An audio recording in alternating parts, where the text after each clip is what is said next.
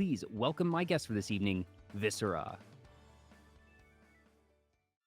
Well, hello, honeys. Hello. How you doing?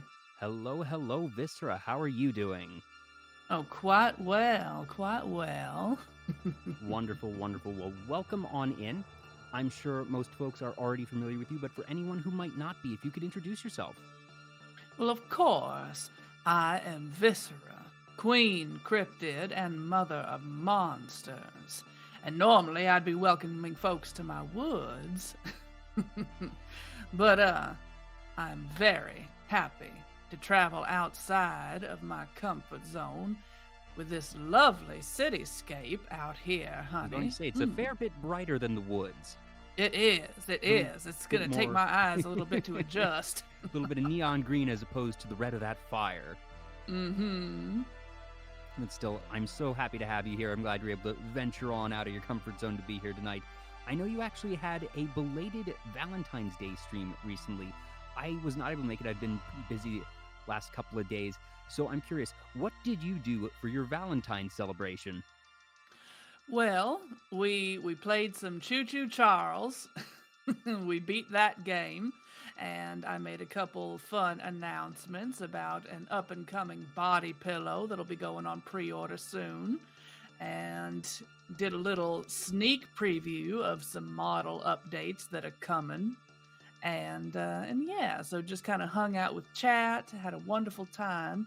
And then I also did a belated Valentine's collab with the Lord Amundal.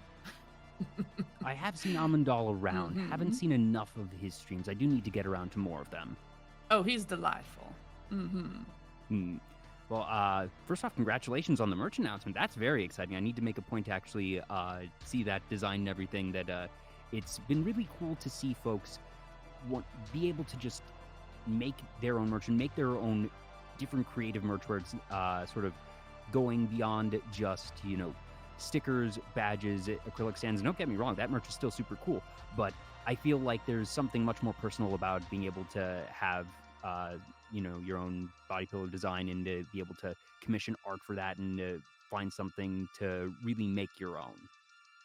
Oh, absolutely. Absolutely. Just the whole process is very fun because, going from commissioning the artist and seeing their iterations and making sure it's all just how you like it, and then sitting on that for a while because you might have other ideas pop up that you want to make little edits and everything. But finally got to something that, that I'm very excited to produce. So. Mm. Mm. Also, the business nerd in me is always curious how people approach their merch. So are you doing the distribution yourself, or do you have a third party that you're working with for that? I'll be doing the distribution myself, finding different, productions as far as the folks that actually make them. But I'm going to be going ahead and having everything shipped to me. So everybody's going to get a very, personalized package because it's all going to be done by hand. Oh, that's super cool. Yeah. And that does mean that you're then able to, put on, like you said, that personalized extra touch. So that's very exciting. I'm really happy that you're able to sort of reach that point because you need to make sure that you have sort of a critical mass of orders and whatnot in order to make a product like that viable. And sorry, again, like I said, this is my business mind. This is sort of, this is one of the ways that I'm a business nerd. But I'm really excited for you and can't wait to see how that all comes out. So congrats again on that. Well, thank you. Like you mentioned, you are indeed the mother of monsters, usually out there in the woods with very creepy vibes. Horror is your brand. It is the name of the game. Do you remember when you first started becoming interested in horror as a broader genre? That was this something that when you were really young that you enjoyed, or was it something that maybe it freaked you out when you were really young, and then as you got a bit older that you started seeing, oh, there's this appeal in it for me? What's your story with that? Oh goodness, it feels like I've been into horror forever.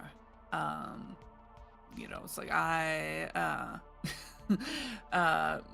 my host body's father didn't really consider action movies to count as horror or anything. So I was exposed to a whole lot of media, things like Aliens and Terminator and RoboCop uh, and that kind of thing from a very very young age, and it never really scared me except for one scene in Aliens when the Queen alien rips the android in half. That spooked me a little bit, but it wasn't even just because she ripped him in half. It was because all of his insides were white. and for Oh, s- and for some and for some reason, I was like, that's not how it's supposed to be. It's supposed to be red it's in supposed to there. be What's red in going there. on? I have admittedly never been one for horror. Neither of my parents particularly enjoyed horror, so it wasn't something I was really exposed to a lot. And just the bits and pieces I saw, I've always had a very deep respect for the horror genre. It's Mhm. just not the emotional response I personally go for. But I think that, like, I have this very eh, perhaps ironic fascination with the genre for how little I consume the media, at least firsthand. That what I will do is, if I see a horror movie trailer when I'm going to see, another movie, if it pops up on my feed, that I will usually, I'm comfortable enough watching a trailer, and I will, at the end of that trailer, always say, wow, that seems really cool. I have no intention of seeing it, but I'll look it up on Wikipedia because I love that I like mysteries, and Mhm. mystery and horror frequently go hand in hand. And just whether it be something that's psychological or even slasher ones usually have the whodunit nature to all of it. So I always end up just going to Wikipedia or other sites and looking up, all right, so I want to know who did it, how did it happen? Like, was it actually a magical alien force or something? And that's how I consume my horror media. And I know that a lot of work goes into it, and that it's a genre that is sometimes known for being sort of, the quote unquote B movie horror, or that there's certain ones that are really campy, but there's also just these really beautiful horror films, whether it be psychological ones or the high end ones that are sort of actiony, gory, and everything in between. You mentioned to me that when it comes to your personal taste, that psychological horror is at the top for you. Oh yes, yes. Well, because it's one of the only subgenres within horror that that can actually have an effect on me as far as spooking me or eliciting a very emotional response. Because it's not just about it's not just about gore or creative ways of killing people. uh, and all of that. It's not so much about special effects as much as I absolutely love special effects. In creature flicks and things like that. But with psychological horror, it's one of the only types that can actually get me and really pulls a lot of emotional response from me. Hmm. Are there any specific titles, whether it be, books, movies, miniseries, proper series that really stand out for you in that subgenre? I would say definitely Session 9. Session 9 is very good example of psychological horror. There's Jacob's Ladder, Erase Ahead. Um,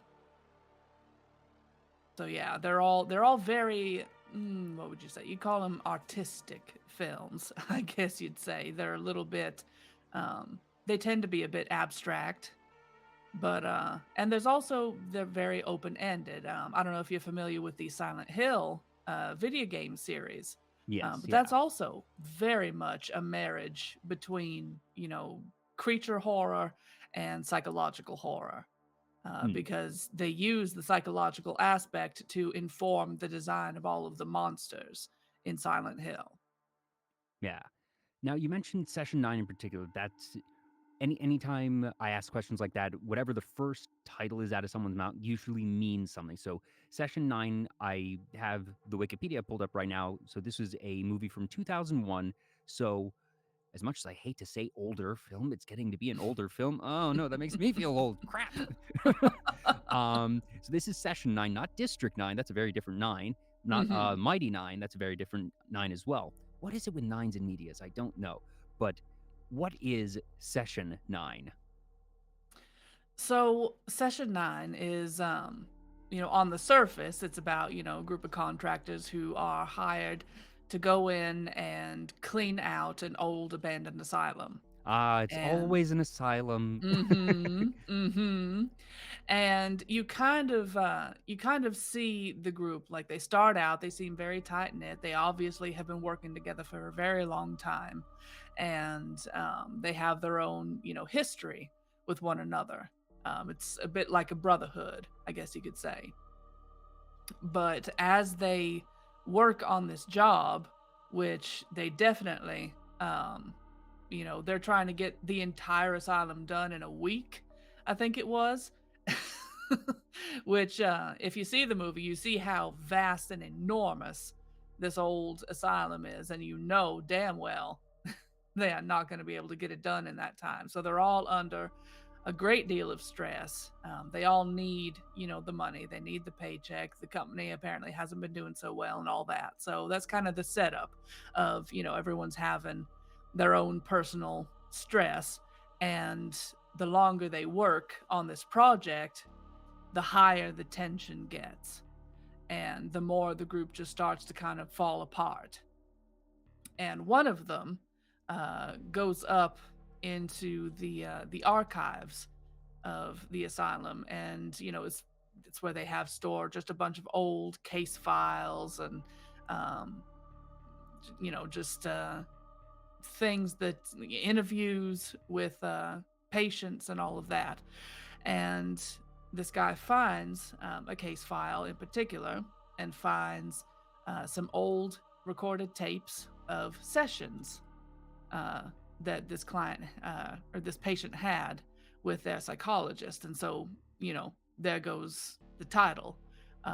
When he gets to session 9, that tape, it reveals that the patient, was, had multiple personalities, and you get to learn, what she did that, landed her in the asylum to begin with. And yeah, so it kind of, they follow the story of this patient, but at the same time, they're following the stories of all these men. And one of them, it turns out he's got a big screw loose. Ah, of course. And that's an Mm-hmm. interesting way to take a psychological horror film because, like I said, being at the asylum is not an entirely uncommon trope. But Mm-hmm. this is not, we are patients in the asylum. It's not, we're working at the asylum. It's just according to it's an asbestos cleanup crew that Mm-hmm. this isn't even an active asylum anymore, and that they're just here to do a normal job, that they are Yep. normal people that don't have any personal connection to this location. But then this ends up being sort of a simultaneous or at least parallel psychological horror because it is not only what is going on with the folks in this cleanup crew, but then you have the secondhand account of the patient that is being sort of analyzed in these sessions. So Mm-hmm. it's a past meets present type of deal there. Absolutely. Absolutely. And it's it's kind of guiding you into this descent into madness. Uh and how easy it is for things to fall apart, and how fragile the human psyche can be. Um and by the end, it kind of leaves it open ended, where, because of these parallels, you could either look at the story as something supernatural, like there may have been some kind of malevolent spirit that caused the patient to do Yeah, what she did, I'm and seeing it. then I'm possibly seeing that. at the bottom of the synopsis here on Wikipedia, Mm-hmm. the last line in the movie, and I won't spoil it, but that's a very interesting way to end it because, Mm-hmm. like you said, that it without I'm not going to say the line in case anybody wants to see it after listening to this interview, but essentially the last line creates, like you said, this open-ended question that what they say is nebulous and could have multiple meanings of that this person could just be, normally clinically dissociative identity disorder, Mm-hmm. or there could be some other force at work here. And Yes. just to end it on that line, that's good writing. I appreciate that. Mm-hmm. And even the song that they end the credits on, and folks will know if you go and watch it. Um, I think it might be on Tubi. I'm not sure. Uh, but uh, but yeah, even the song that they do the end credits on, it's called "Choke Chain" by Lou Barlow, and even that song is just very ominous, and it leaves that nebulous ending just sitting with you, and it just kind of drives it even further in. Just how they handled the ending and the credits, so that they kind of give a soundtrack to your own thoughts as you're Mm, trying to figure out, like, wait, okay, so was this just like what actually happened here? Because that's something that I absolutely love about psychological horror, is because it often asks you to think about your own interpretation of what you've just seen. yeah. That and obviously, like I said, it's psychological, so it is inherently about the mind, about thought, that it Mm-hmm. is a subgenre, whether it's psychological horror, there's, psychological thrillers, which I consider tangential to horror, that there's a sort of a subtle difference there. But whenever you have something that is dealing with the mind, that Mm-hmm. it's just going to very naturally make one be a bit more introspective than your average film or piece of media, because it's just asking those inherent questions of, you know, your own psychology. And Mm-hmm. that can go into any number of directions and places. And the writing that you see in psychological media is inherently going to be, even if not, perhaps witty is not the best term, but just it's going to be thoughtful. Pun half Right. intended, I suppose. Mm-hmm. Mm-hmm. Also, I missed a couple of follows. Succubus and Chubbernaut, thank you for the follows. Welcome on in. That's an interesting one, and it did not do well in the box office, but it even says here on Wikipedia that it has developed a cult reputation, and uh, Mm-hmm. I feel like that happens a lot with different horror ones, because especially in the horror genre, this is once again sort of my business nerdy mind, that it's difficult to get horror mainstream appeal. That there's a lot of horror fans, and if you're a passionate horror fan, you will probably have your pulse on the scene, but there's a lot of horror movies that can come and go if they don't have major studio backing, Mm-hmm. and obviously you don't need studio backing to be a really good film, and that's where you get these ones that are just these diamonds in the roughs that went under the radar perhaps during their initial release, and that later get picked up and found and have a good shelf life far, far past their initial release. Oh, absolutely. And I feel like uh it applies to so much of the horror genre. Even the classics that we think about, as far as, Friday the 13th, and um Nightmare on Elm Street, and oh, what was it? A Child's Play. Hmm. These weren't movies that were necessarily, you know, uh, making it big, like like a lot of the more typical action movies, and the romances and all of these things. But even so, I feel like so much horror, no matter how well or badly it does in the box office, it seems to tend to stick around a lot longer when it comes to, making its mark on a society, and and the culture. Mm-hmm. Uh, One of the other ones you mentioned is Eraserhead, and that's another one I haven't seen, but I know that name. A lot of Hmm. people know the name Eraserhead. Heck, uh, there's a character in My Hero Academia that is named after it. I'm not sure if My Hero Academia is a series you are at all familiar with. Not really. Uh, Superhero anime manga show, and one of the characters' hero names is Eraserhead. Their ability is to, if he's looking at someone, they can't use their powers, so he's erasing their powers. Mm. But the fact that the name Eraserhead has not only continued to have a presence in pop culture, but also the fact that, this was an American film and it's still being used in Japanese media, in anime and manga, as a reference, that speaks to its longevity and to its sort of staying power in public consciousness. Absolutely. Absolutely. Because that's the thing about horror. Like I was saying, it tends to be more culturally impactful, um, regardless of how it did at the box office. Yeah. And actually, that one I think did pretty well at the box office. That I'm seeing here it did $7 million, but that's $7 million in 1977, which would be much, much, Hmm. much more nowadays. Oh, yes. Oh, yes. And that one, that one's also actually in the Library of Congress. Neat. I didn't know that.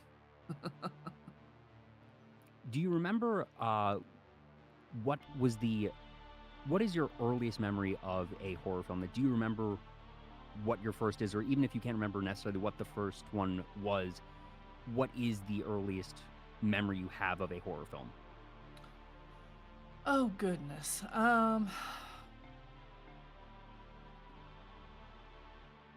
Hmm.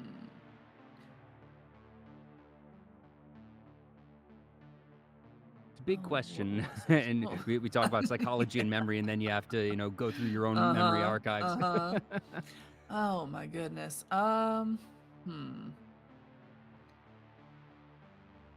Tell you See, what, even though, there were definitely, action movies with horror elements in them that I had seen from a very early age. I guess the first one of those was Terminator 2. It was either Terminator 2 or RoboCop. I don't quite remember which. Um, but as far as, something that was meant to be, proper horror, I think the first one I saw was Scream, and that was at ah, a sleepover. did anybody end up sleeping that night?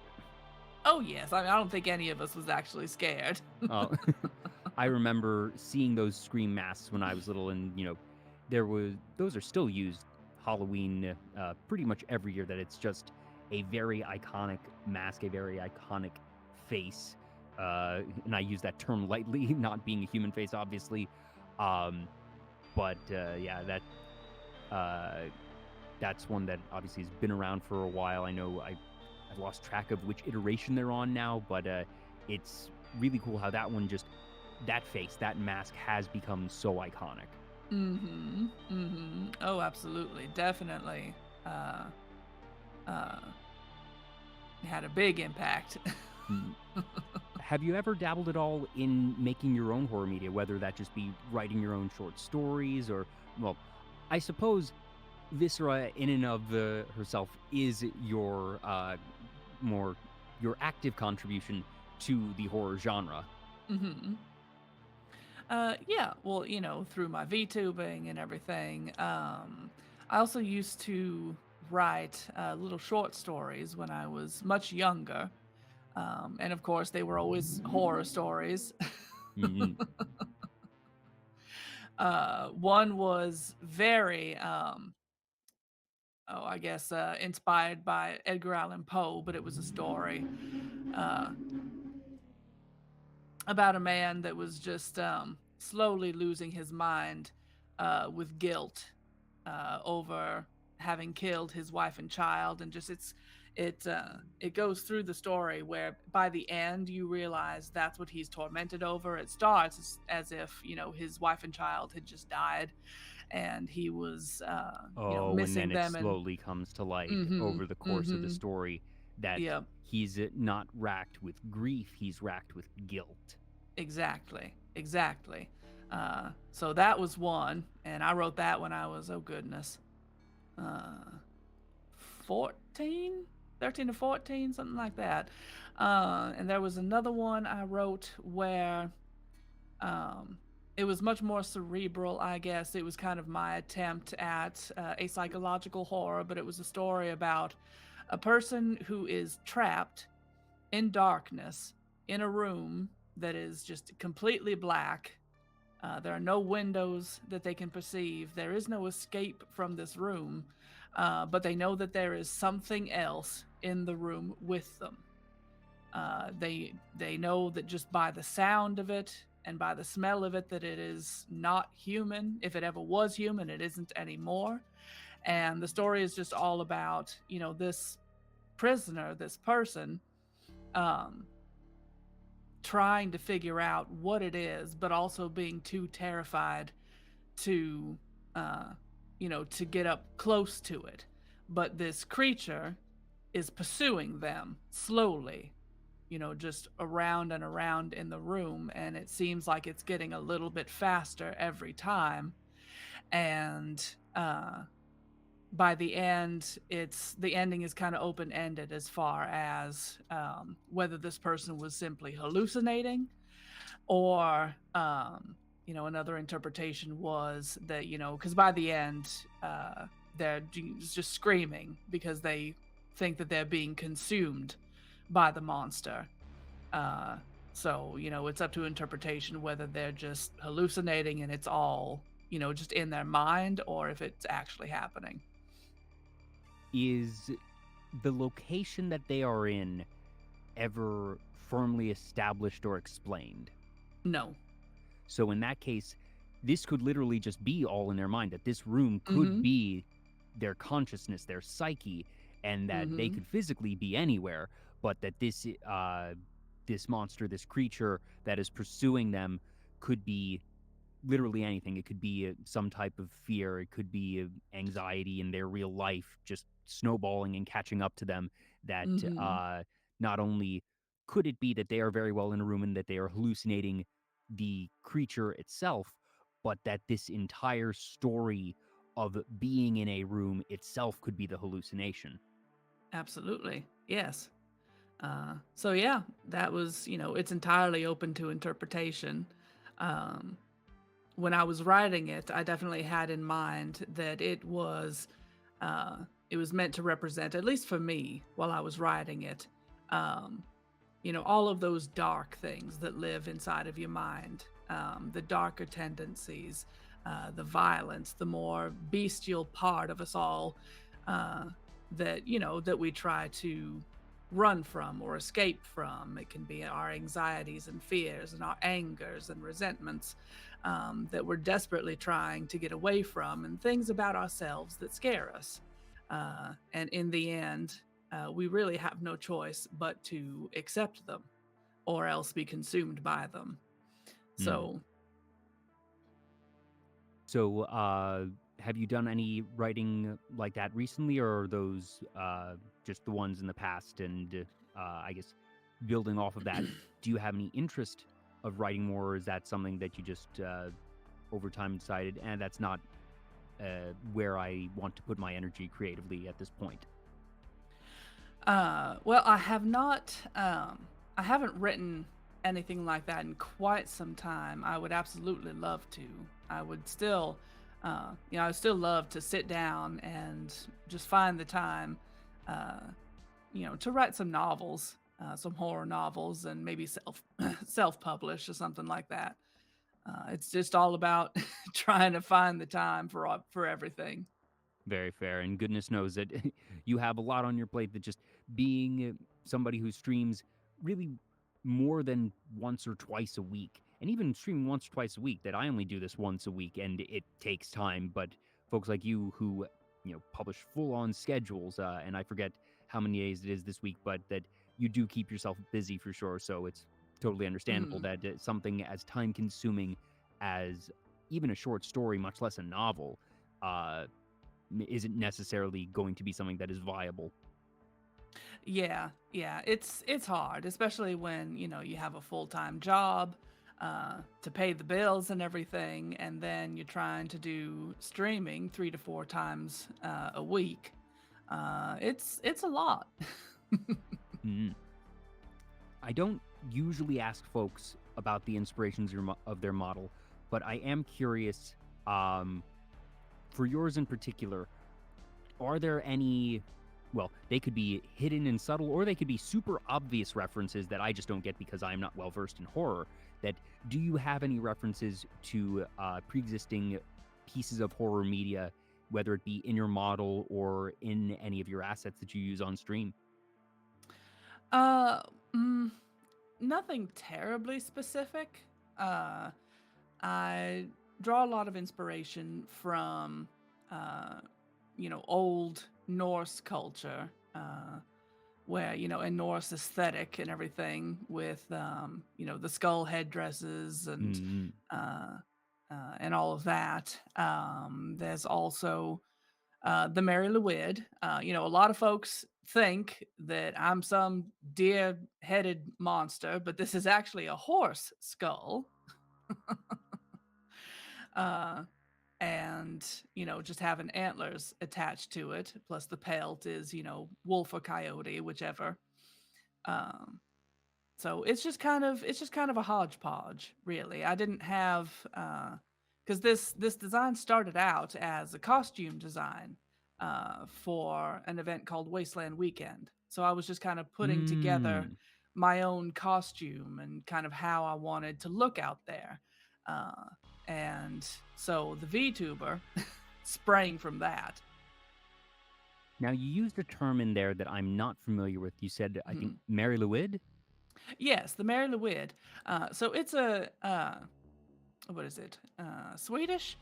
Um, but it's a cryptid that basically it's where caroling came from, where this creature, it's just a deer skull with and it's decorated and everything and has these long sheets hanging off of it, and the tale is that it's like the Mare Lwyd comes to your door and sings you a song, and it wants to come in and take a bunch of snacks and food and beer and everything and just have a grand old time with you while it is draining you of your resources. But it's a part of a big festival and everything, and personally I've always found horse skulls to be uh, they've got a very spooky look to them. They've just this rictus grin uh, Yeah, the about them. way the nose or the snout has just the large space Hmm. that Hmm. it does create at an angle, like you said, this grin, but also just it is so very far from a human skull, and Hmm. just the inherent, all right, this is different, this is strange, and like you said, folks have very regularly confused what type of skull it is because Hmm. you can tell, all right, this is an animal, but there are several different animals that have that type of very long nose structure, and skulls aren't inherently going to look like the face of the Hmm. creature with that skull. That it is one of the most, in my opinion, as someone who doesn't have a lot of knowledge of bones, that it's generally, in my opinion, one of the most unique bones in any living being's body. That generally speaking, arm bones, leg bones, stuff like that, just fingers, toes, stuff of that nature, it will certainly vary in shape and size, Hmm. but that general structure of an arm on a bird is still going to be relatively similar to the structure of an arm bone on a human. But the skull of a bird and the skull of a human are going to be just incredibly different night and day. Oh, very much. Hmm. Juggernaut says they're just over for tea. So that's super, super fun. And that uh, your your stream in particular, that like I mentioned near the top of the show, that you have it sort of at this campfire, and it's very nice in that it's uh, you know that classic scary story in the woods, and that it feels like you're out camping, Hmm. or just even potentially at some sort of ritual that you may or may not have been brought to of your own accord. Hmm. But Oh, yes. you do a very good job of bringing the aesthetic together. Oh, well, thank you. I appreciate it. Well, yeah, and I don't know. I like blending uh just the feeling of, it's like, well, you're in the woods, you are with a monster, but she's speaking very sweetly to you. Hmm. But It's that like, can also be surely, super scary. surely, it's like, surely there couldn't be any danger. But you see, I mean, I've got blood all over my hands and my arms, and I make no secret that I eat people. So folks enter the woods uh, at their own risk. But it seems like they keep on coming. It's like, I told you what you're getting into. At this point, it's your responsibility. You signed the waiver. That follow button has a Mm-hmm. waiver attached. Mm-hmm. Now, outside of psychological and the sort of in the woods creepy, you also have a really soft spot for zombies and monsters. Yes. Yes. So zombie media, um, oh, it's so varied. I think my absolute favorite is definitely The Last of Us, the game series, and now, the And show. now the show, yes, once again, that the thing I will be saying a lot tonight is I'm very familiar with it, even if I haven't played the game, seen the movie, seen the series. That Hmm. I have seen a lot of people heralding The Last of Us as one of the best video game adaptations to ever come out. And to be fair, I think it was set up for success in that the narrative of that game was already a narrative that I think i- it was very deliberately written and was recently written just as a narrative focused game.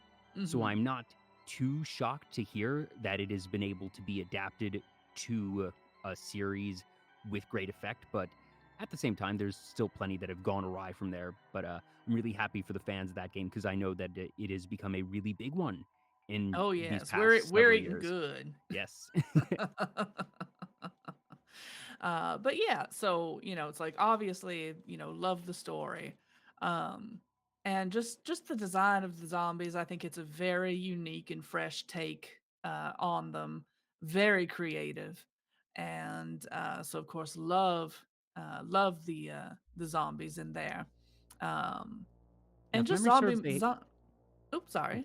sorry, for Last of Us in particular, if memory serves, Mhm. they had to make a small change to the zombies, and it was done as a decision, from what I understand, that basically it was initially a contagion, and after the past several years, they were like, we don't want the past several years of real life to necessarily become a thing in this series because it's not integral to the story how the zombies are happening. Mhm. It's the story about the people, so they made a shift in the way that it's spread. Mm, mm.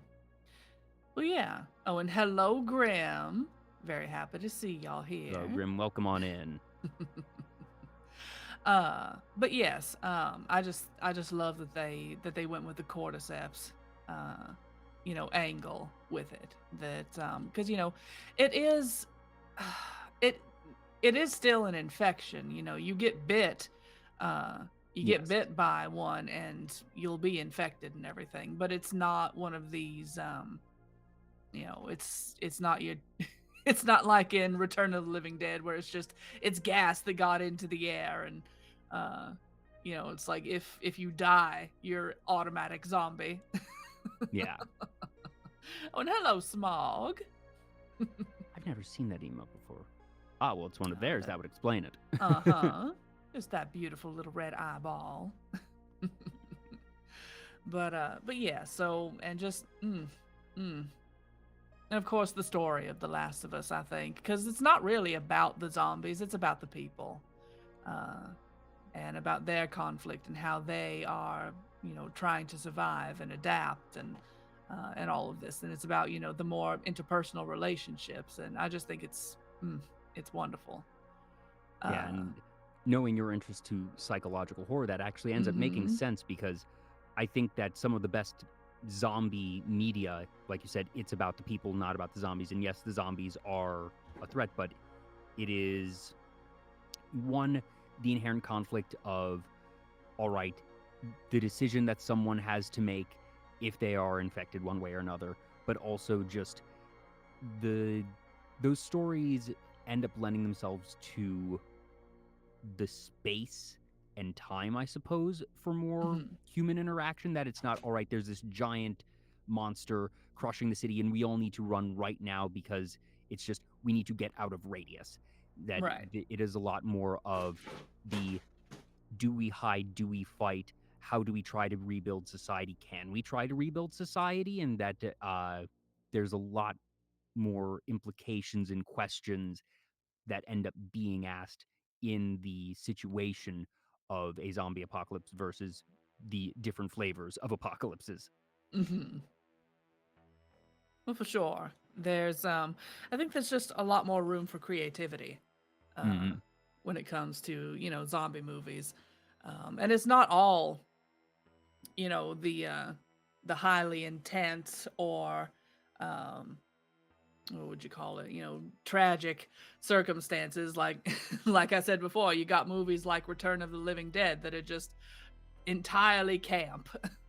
Yes, and I will say that the only types of movies, or sorry, the only types of horror that I will seek out is when it is super camp to the point of it being more a comedy than a horror. For example, I've seen Mhm. Zombieland. I adored the original Zombieland film. Oh, That's Zombieland was not a a lot of horror film, fun. but that No. can't really be called a horror film. I have no delusions of No. that.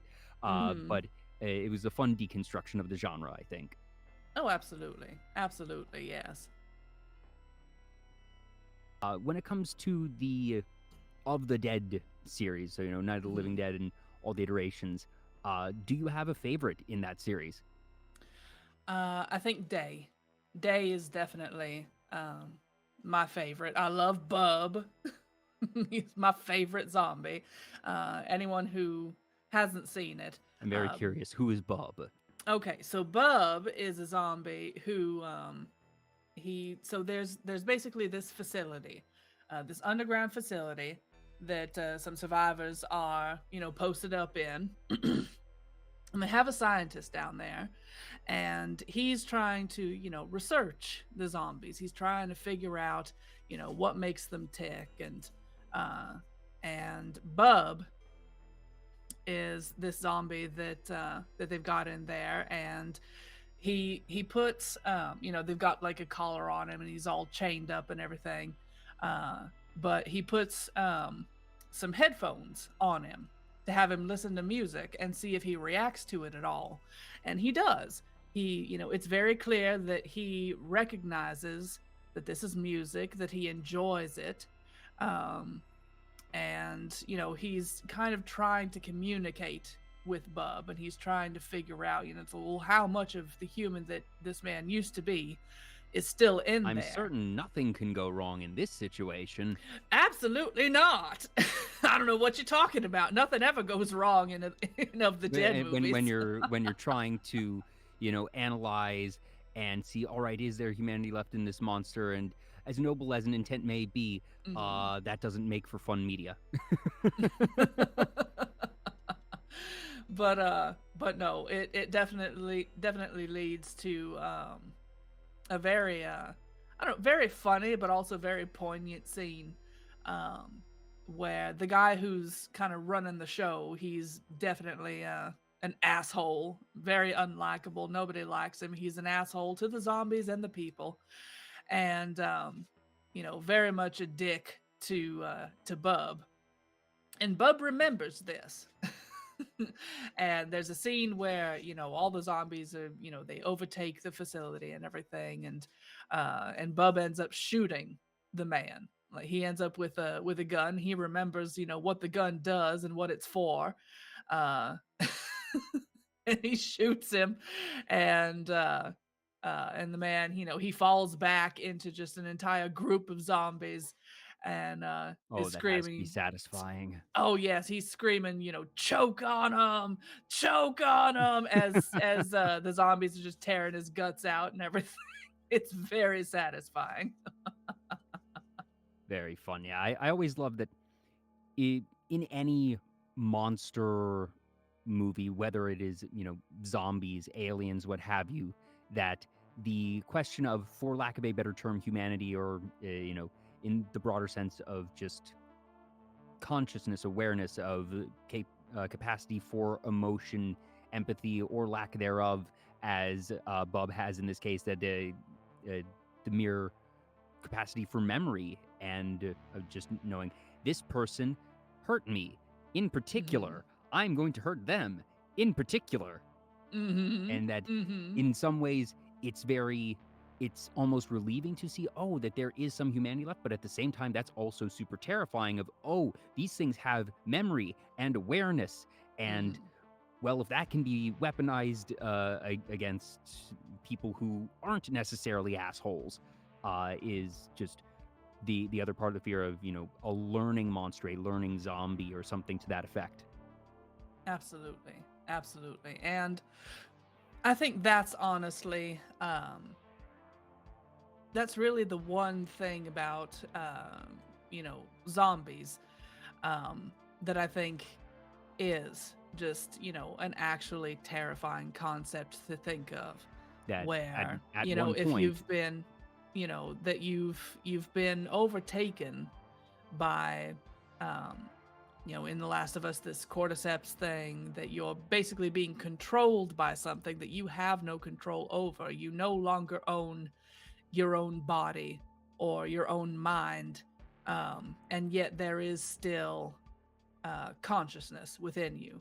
hmm As far as you know what's happening, you're cognizant of it, but there you have no way of stopping it. You can't yeah, control yourself.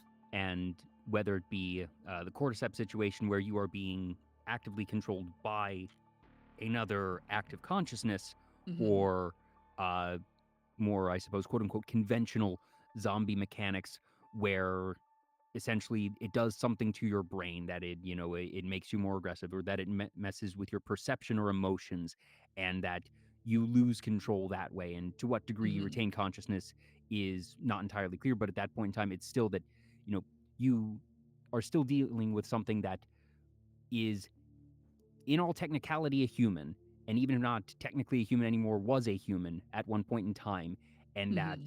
it is just that it is, you know, for lack of a better term, mental disorder cranked up to 1,000. Yep. Absolutely. Yes.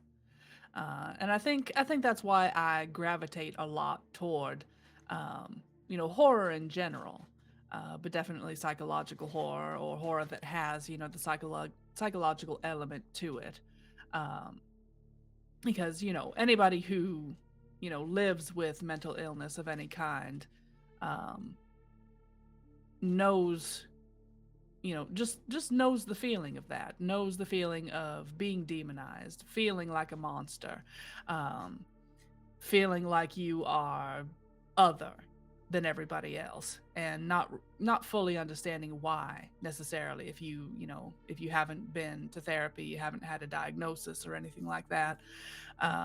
And especially with things like depression or post-traumatic stress, schizophrenia, things like this, your brain does things that you do not want it to do, and you have no control over it, um, and you can't help it. Mm-hmm. uh, and so it's, in that way it can be very terrifying, because you still have rational thought, even if you're stuck in a, I call it the depression pit, where it's like you've fallen into a pit and you've got to crawl, you got to scratch your way all, back up. Um, you can't help, like, this, you have no control when it happens.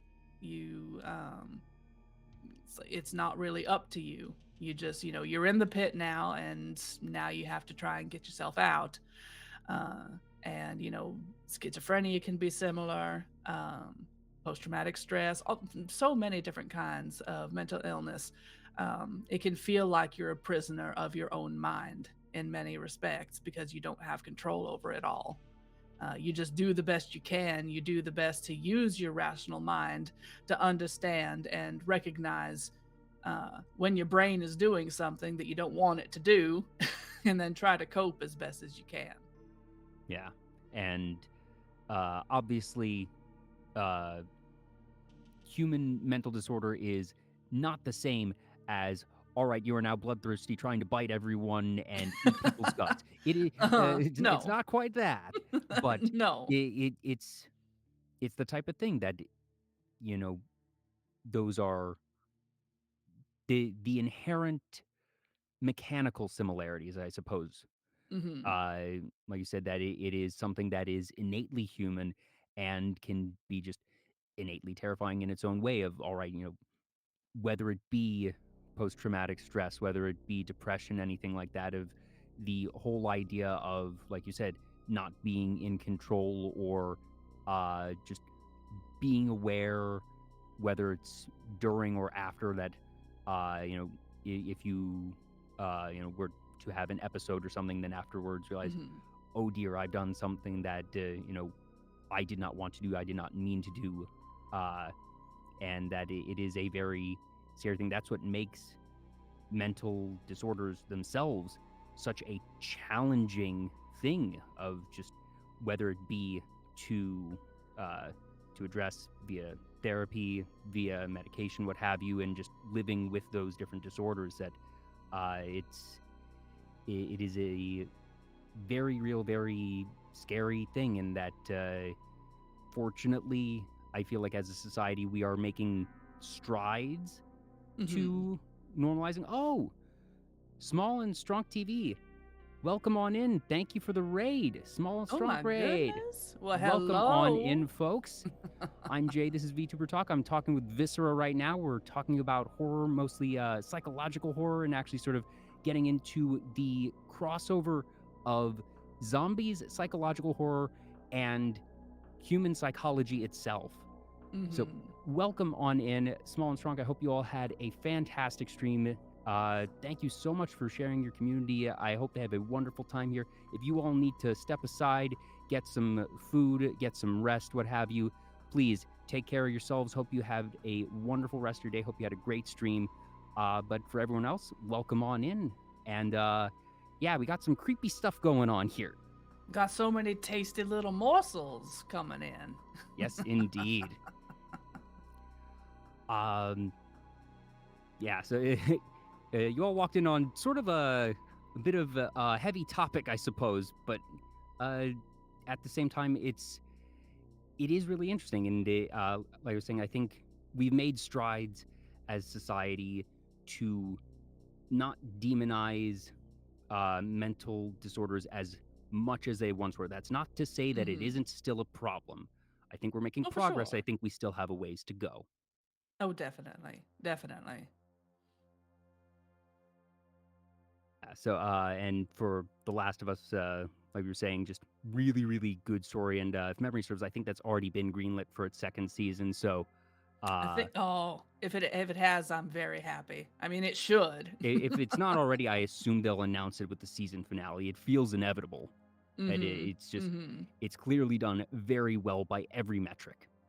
Absolutely. And I'm so happy for that because honestly, there are some folks who the reason they didn't like the game was just because, like, I feel like I'm just watching a movie and then playing the game and then watching the movie. But that was that was why I liked it. Hmm. I love narrative games where you're following a story, um, but I think it lends itself very naturally and perfectly uh, to the actual television show format. Hmm. Is there any is there any media, whether it be a book, a game, or something that is not already a TV series or film that you would like to see adapted to a TV series or film? Oh goodness. Oh my. Oh, I gotta think about that. It is a big Hmm. question, to be fair. If we need to come back to it, we can. Just keep that one in the back of your head, and maybe Yeah. as we go, if something pops in your head, let me know. Um, One of the other niches of horror that you mentioned really liking is aliens, and not Hmm. just aliens, but Alien. Yes. Absolutely. Yes. The uh The first two movies, definitely. I know the third movie fans seem to be torn on. You're either okay with it or you hate it. As someone who hasn't seen it, what is it about the third movie? Is it something that they did with the narrative that was a bit divisive? Was it just It's mostly just that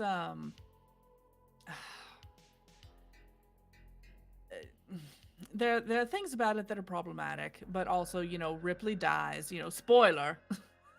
spoiler for I don't know how many They years it's been out. I basically think we're past the statute of mhm. limitations. Yeah. So, that's the one where Ripley dies. It shows that she had been infected uh with the basically a face hugger or a few face huggers got loose in her, in the little escape ship with her and Newt, which was the little girl from the second movie. And, so basically the movie just kills off very beloved characters, and the story itself isn't the best. So, Gotcha. so most folks don't like it. I did like the alien in it because it's a dog alien, so you actually get to see, a xenomorph that didn't have a human as a host. Um, so I think that part of it was fun. But yeah, I'm not a big fan of the newest ones that have come out. As what is it? Prometheus. I forget what the other one was called. Uh, I'm but looking I it up right now. mostly Covenant. Covenant.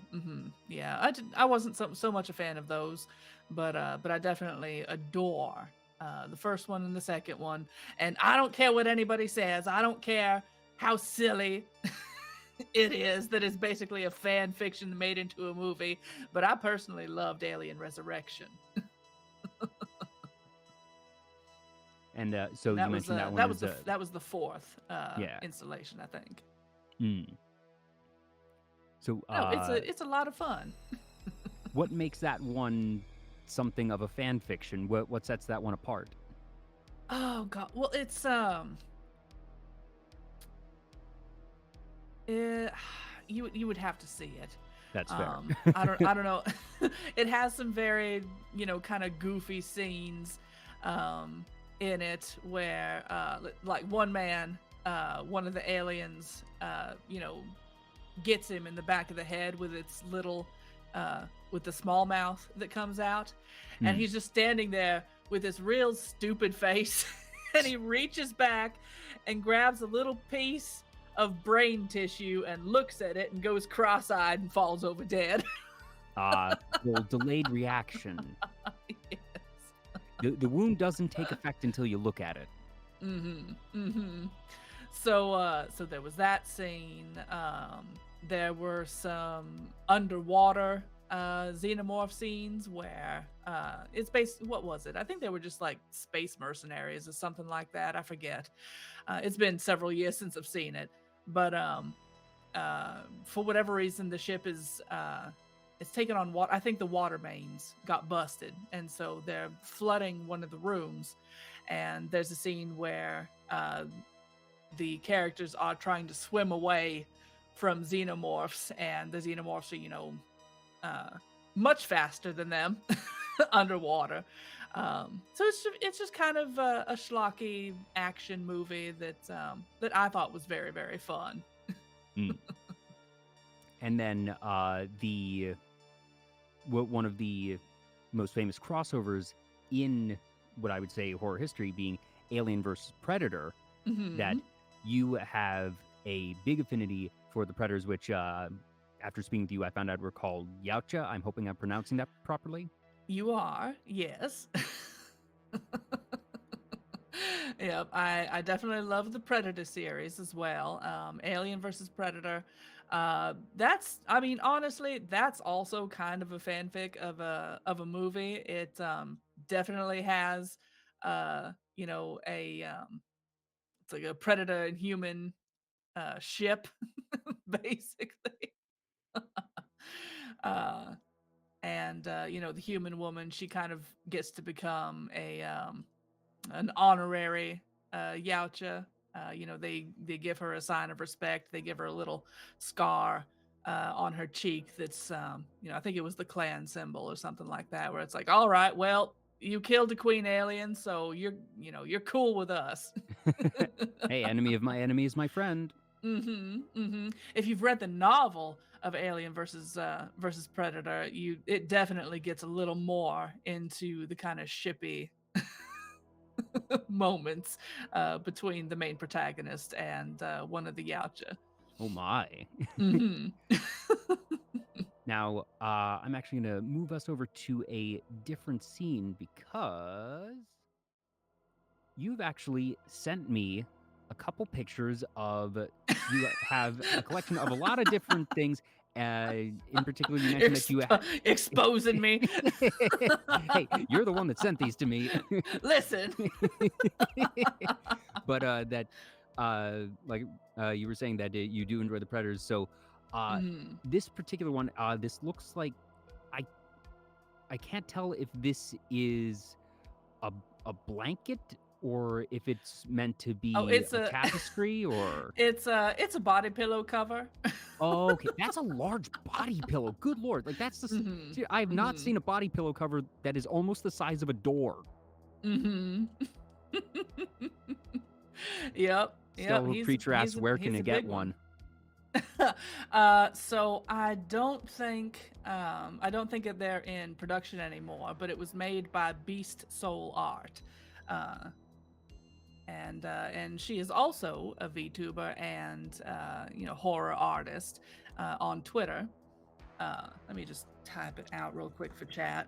Beast. So, hang on. Oh, there we go. Smog did it for me. But yeah, and it is double-sided. On the other side is a xenomorph. Very nice. Let me see. Do they have a Twitch account? Yes, they do, so I can shout them out. And yeah, I just had to check if it was Beast Soul or Beast Soul Art, and it does indeed have the art in the name. Yep. There we go. But yeah, so I don't think she has any more. I don't know if she plans on ever selling any more of these, so I just count myself very lucky to have it. Yeah, heck, maybe ask them what they did for their body pillow printing solution. I actually did. I actually have asked Beast Soul. There you go. Ha! Who they went through, so I've been in contact with them as well. Fantastic. So does that mean that yours are going to be this size? I don't know yet. I'm still because the full-size body pillow that I actually had, this was much bigger than it. So, like I said, I've not seen a body pillow cover that size before. So I'm still deciding on whether I just want to go ahead and go with the large version. So, if people want to pin it up like I've done here, it's larger, or just go with a more standard size that'll be more fitting. So we'll see. What are the little red skulls in the upper right corner and upper left and the lower right? Well, the human skulls, honey, they're the trophies. They're basically they're just covered in blood and gunk. Okay, there we go. They ain't been cleaned yet. There you have it. Let's see here. Which was the next one? This is this is a series of action figures, and I'm guessing this is situated under your computer. Yes. So they're at the base of my computer. They're my little fellas. Like the one of them sort of waving. Like, hi, Mom.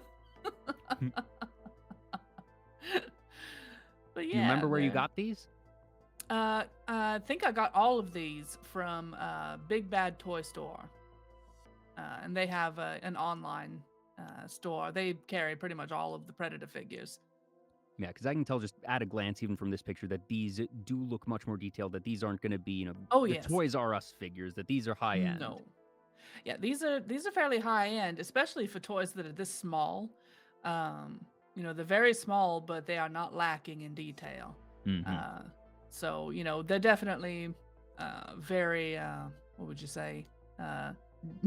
desk space friendly. Yes. They're just Some little fellas.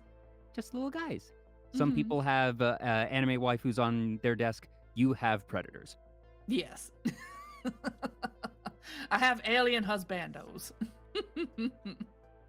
Now, not only do we have a predator here, but we also have a very iconic mask here. Yes, and actually, Grim in chat is the one who made that mask for me on Oh, commission. okay. So this is a Mhm. custom-made mask. It is. It is. I had originally was just going to purchase, basically just a mask blank, just a very standard. It was just a standard clean white hockey mask. And then Grim got very upset with me. It's like, excuse me, no, if you want one, we're going to make it how you want it. So, Yeah, 'cause, I initially thought that that was just a high-end prop, that this was very obviously something that had been uh, made well, whether it was part of a mold and done as a high-end prop or if it was done by hand. I could not tell, but obviously this was beyond what you're just gonna get at a Spirit Halloween. yes. Oh goodness, he told me, but I forget. Uh, I don't forget, or I don't remember who made the actual mold, but I know that this is basically one of the last that was made from that mold from the creator. And Grimm did all of the paint work and the chevrons and the blood and the cut up on the right side of it where Jason got nailed with an axe. So yeah, he did all of the customization of it, and it is gorgeous. And my boy Jason is always over on my left looking at me. Once again, going back to my business nerdery, I wonder what the spike in hockey mask sales was like when Friday the 13th came out and the various iterations thereof of just, especially for the first one, there has to have been some local sporting goods stores that just saw them fly off the shelves and think, oh, wow, local hockey scene must be booming. Owen Grimm said it was a friend from New York. Mold was retired after. He also quit the business, so it's one of a kind. Oh, wow. So yes, this is a very, very special mask. That's fantastic. And it gets to stay with me till the end of time. Have you ever actually worn it just to see what it looks like on you, or is it just I have something that actually. Because I wasn't sure that being such a nice piece is that one that's just, this is for display. You do not wear this one. I don't think that you would necessarily wear it out on Halloween night, but no. I mean, this isn't something that I would be out and about with a whole lot, because I don't want it getting any wear and tear really that isn't meant to be there. Yeah. But at least to just put it on once or twice and admire. I mean, just around the house or whatever. If I want to do like a little photo shoot or something, that's fine. But this is definitely not something that I would really trust many other people with. Yeah. When it comes to Friday the 13th or Predator, or both, what is it about those series that really appealed to you? Goodness. Well, as far as the Predators, it's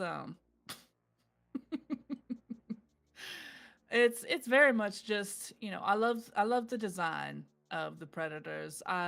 It's a very simple story as far as, the first film and everything. It's just, a bunch of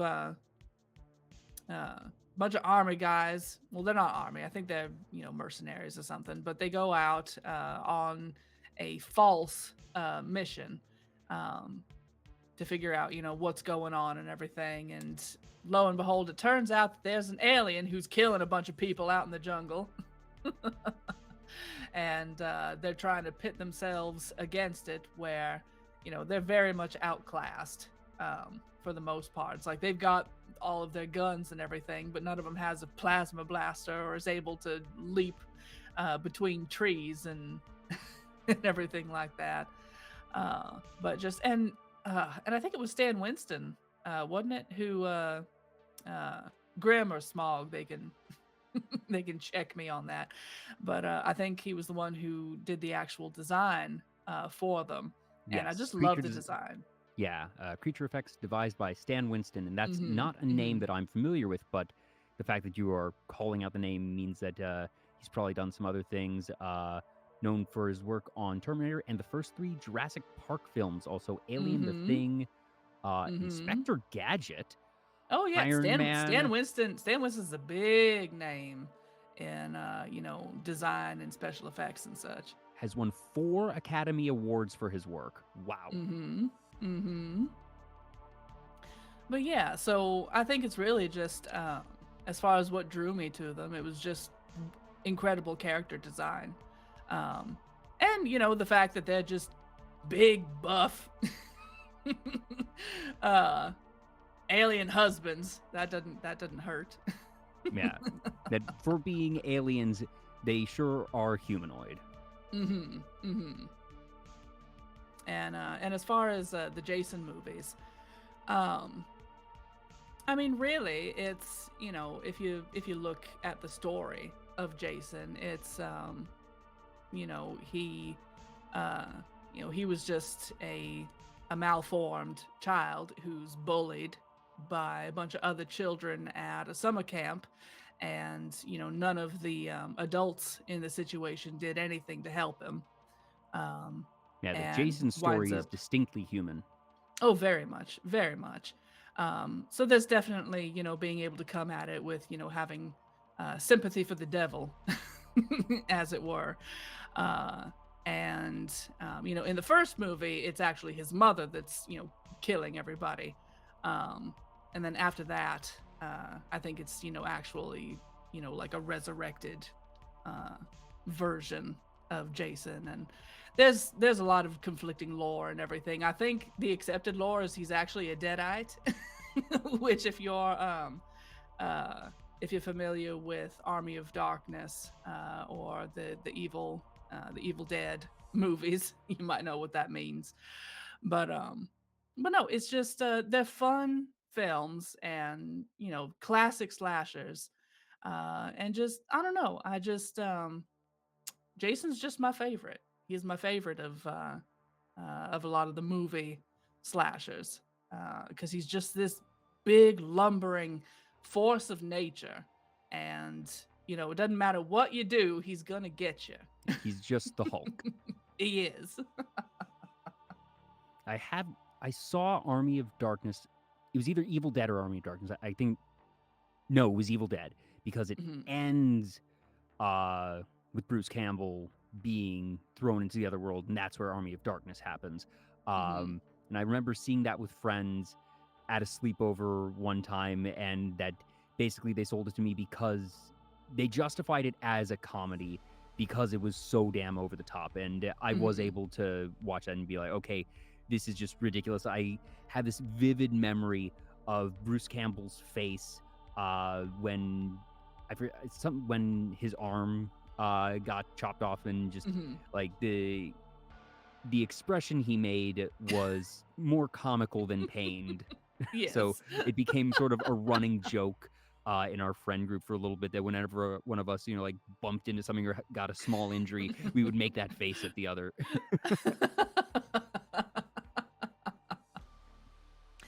Oh my goodness. Oh, bless Bruce Campbell. I do need to see Army of Darkness though, and Oh, Trevor Knott says Army of absolutely. Darkness is a treat, and Oh, it's it, so funny. It's so funny. yeah, I've heard very good things about it, and that, like I said, I think it will very comfortably fall in that area of Mhm. campy comedy horror films that I will still be able to watch and enjoy. Definitely. Mhm. Now, outside of horror, because obviously, horror is your bread and butter, and I'm Mhm. sure we could talk horror all night long, but I do want to get some other things that, when it comes to games, that you have a lot of other interests as well. One series in particular that you mentioned to me was Red Dead Redemption. Yes. Yes. Oh, I love westerns. I just love westerns. And Red Dead Redemption, it's uh it's just such an emotional story. You're following this gang of men that have since disbanded. At least in the first one, I think. In the first one, the gang is disbanded and everything.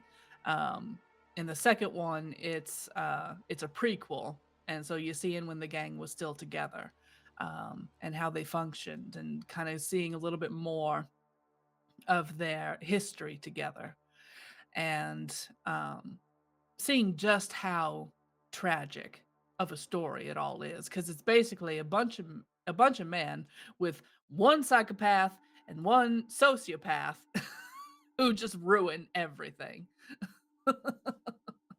And just decent folk, well, trying to be decent folk. They are a bunch of criminals and everything, but they're trying their best, and just trying to survive out there.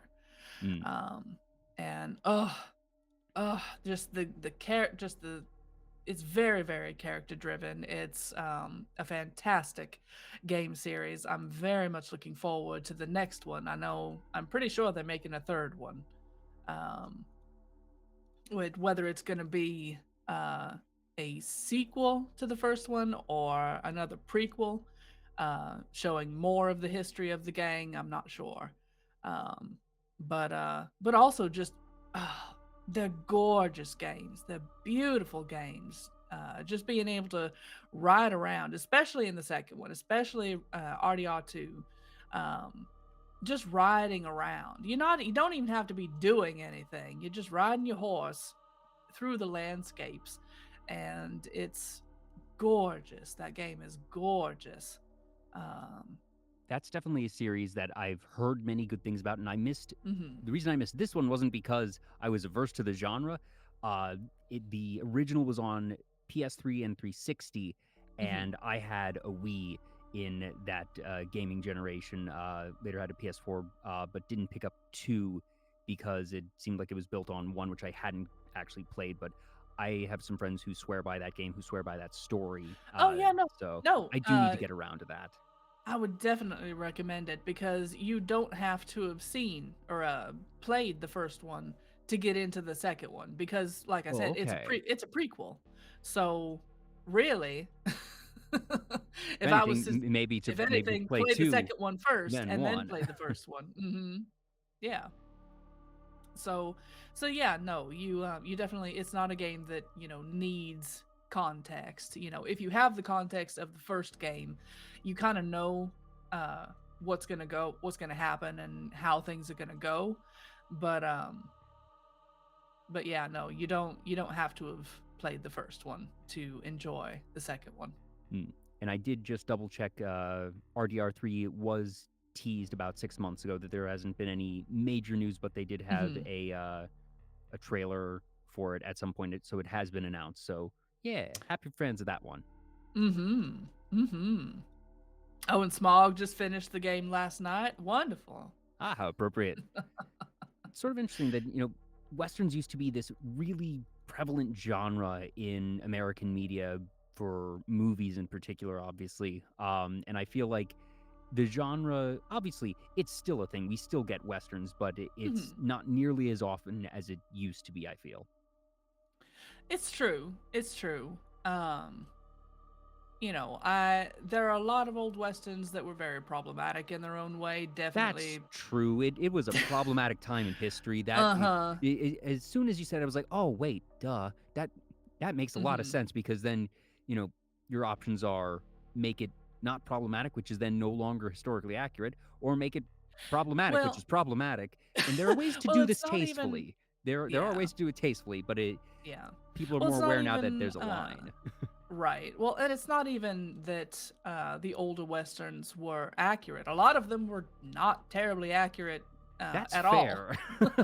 It was just that they're running on a lot of racial stereotypes about Native Americans that Hmm. unfortunately are pushed by uh, that genre back Yeah. then. But I would say that Red Dead definitely um, does not do that. It's probably more accurate than the old spaghetti westerns ever were. um, as far as that goes. Uh, but no, I would love to see more, more westerns being done that are, both accurate and respectful Yeah, in how they portray and there's uh, certainly lots of things things. in the Western genre that don't even necessarily have to go near those types of stereotypes. Just a Hmm. classic bounty hunter story that Absolutely. you can do that, and those are always super fun. There was obviously Westworld, which isn't a Hmm. horror, not really a Western, but obviously, if you're familiar with it, the the opening seasons of it are Hmm. very baked in Western tropes. Oh, definitely, definitely. I loved Westworld. I sort of fell off Um, the train. It was after season 3, and it wasn't that I disliked where it went. It was mhm, just I watched it with friends. That it was sort of a weekly thing that I would go to a friend's house and we would all watch together. And then 2020 happened, and so mhm. we didn't end up having our get-togethers anymore, and that's when I fell Yeah. off. Yeah, I would say I definitely liked the earlier seasons. The first and second season I think were the best out of everything. Um, but no, I definitely loved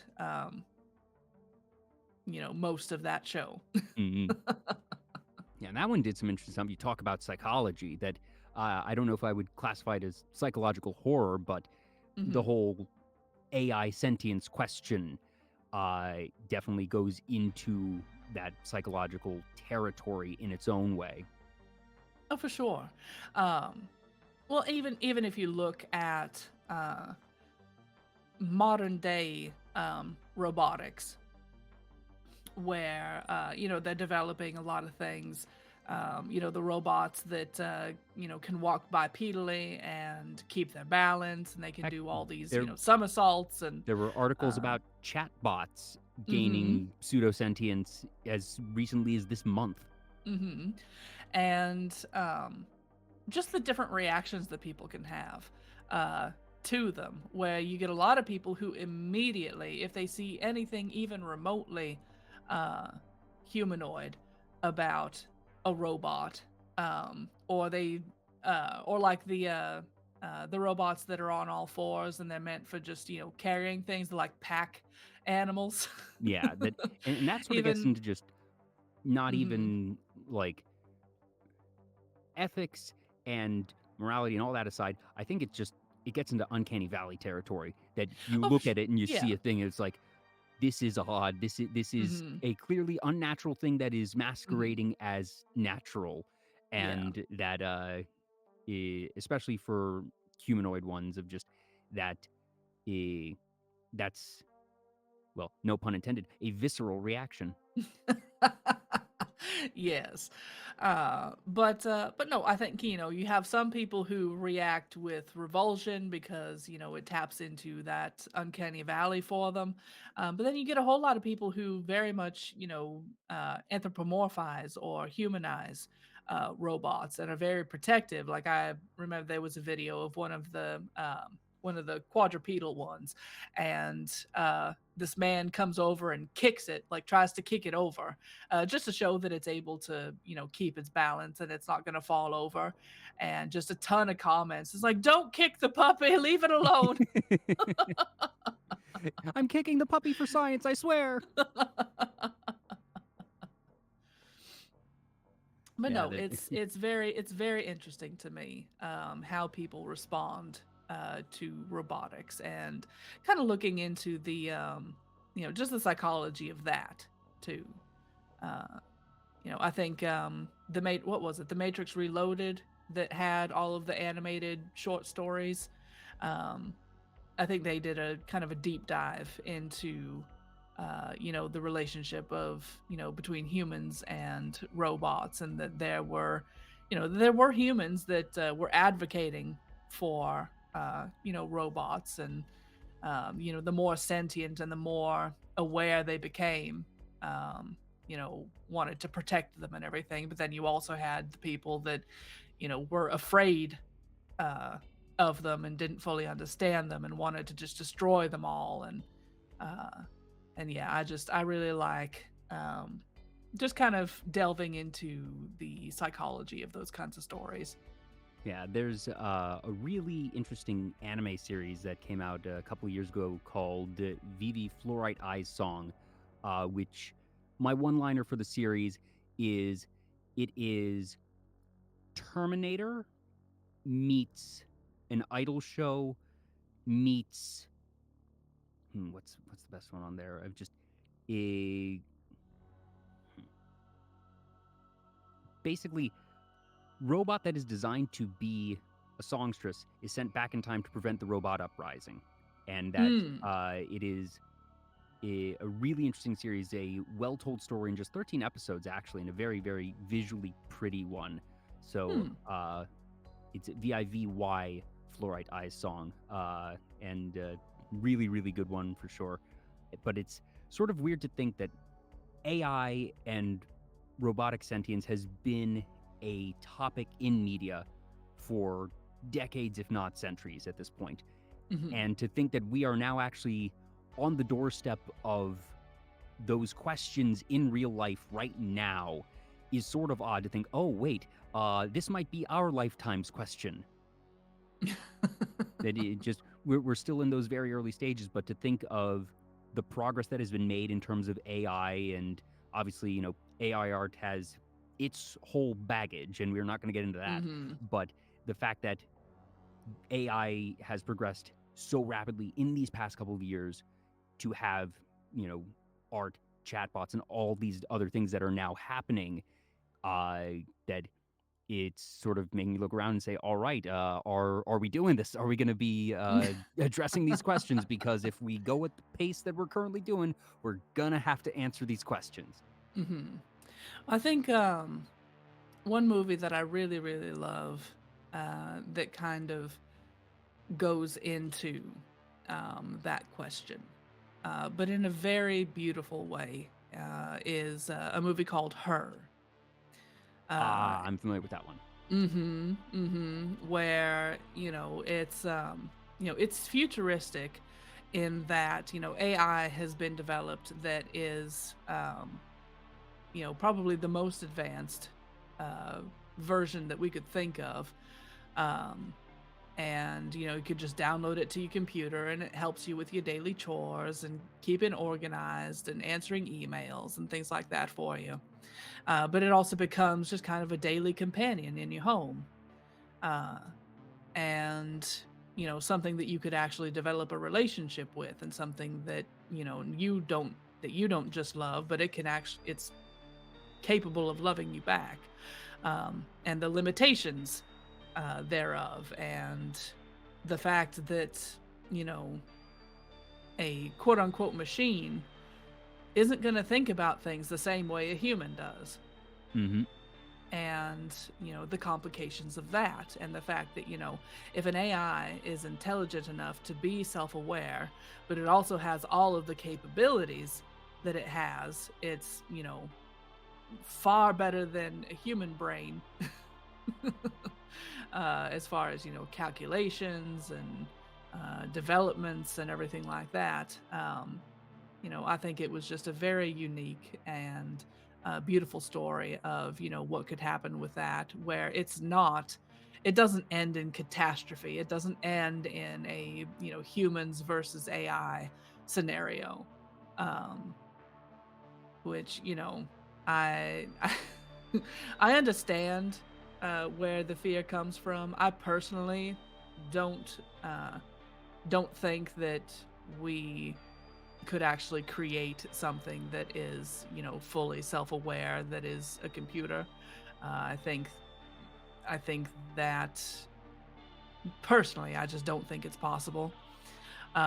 But I understand the anxiety of of thinking of it as something that could happen, and what are we going to do if that happens? And um, and as tends to happen when people are afraid of things, they can be very hostile uh, towards them. Certainly, So, yeah. That the fear is very much the seed of hatred, hmm and hmm that I myself am torn on, like, all right, where is the line of actual realism? And if you would ask me 5-ish years ago, I would definitely be like, I don't think any of this tech could actually exist. Seeing the strides in AI we've made, like I was saying, in these past couple of years, it's I certainly don't think it's going to happen in this next decade. Mhm. But I I now consider it in the realm of realism that fast forward 30, 40 years, all right, people couldn't imagine the internet 40 years ago. Mhm. And that I'll at least say I think that this is something that humanity could conceivably do given more time and effort. And just with the pace of technological advancement, that I think we could end up seeing that question. Like I said, I don't think it's necessarily going to happen uh, next year or something, but Mhm. it's an interesting thing. And even the possibility, I don't think would have really occurred as even realistic Mhm. in when we have a lot of these things being written. And it's just, you know, we live in interesting times in one way or another, I suppose. Mhm. Mhm. I Yeah, didn't I don't plan. know. It's something that we'll just have to see what happens. Yeah. Uh, but yeah. Uh, Heck, how did we end up? Oh, that's right. I was like, we were talking about Red Dead. How did we get to robots? It was Westworld. That's how we went there. Mhm. Mhm. um, in the vein of westerns, well, actually, no, it's not quite westerns. Or is it? So, Hunt Showdown is a game you mentioned that you really Yes. like, and I am not super familiar with it, but looking at the box art of it, I see a guy with the Stetson sort of. So I can't tell if this is a proper western or not. That it's Not really. It's southern. It- it's all the setting is all, Louisiana, in the bayou. So, it's it's a southern game, I guess you could say. Not necessarily western, other than, there are folks with cowboy hats and things. Um, but uh but no, it's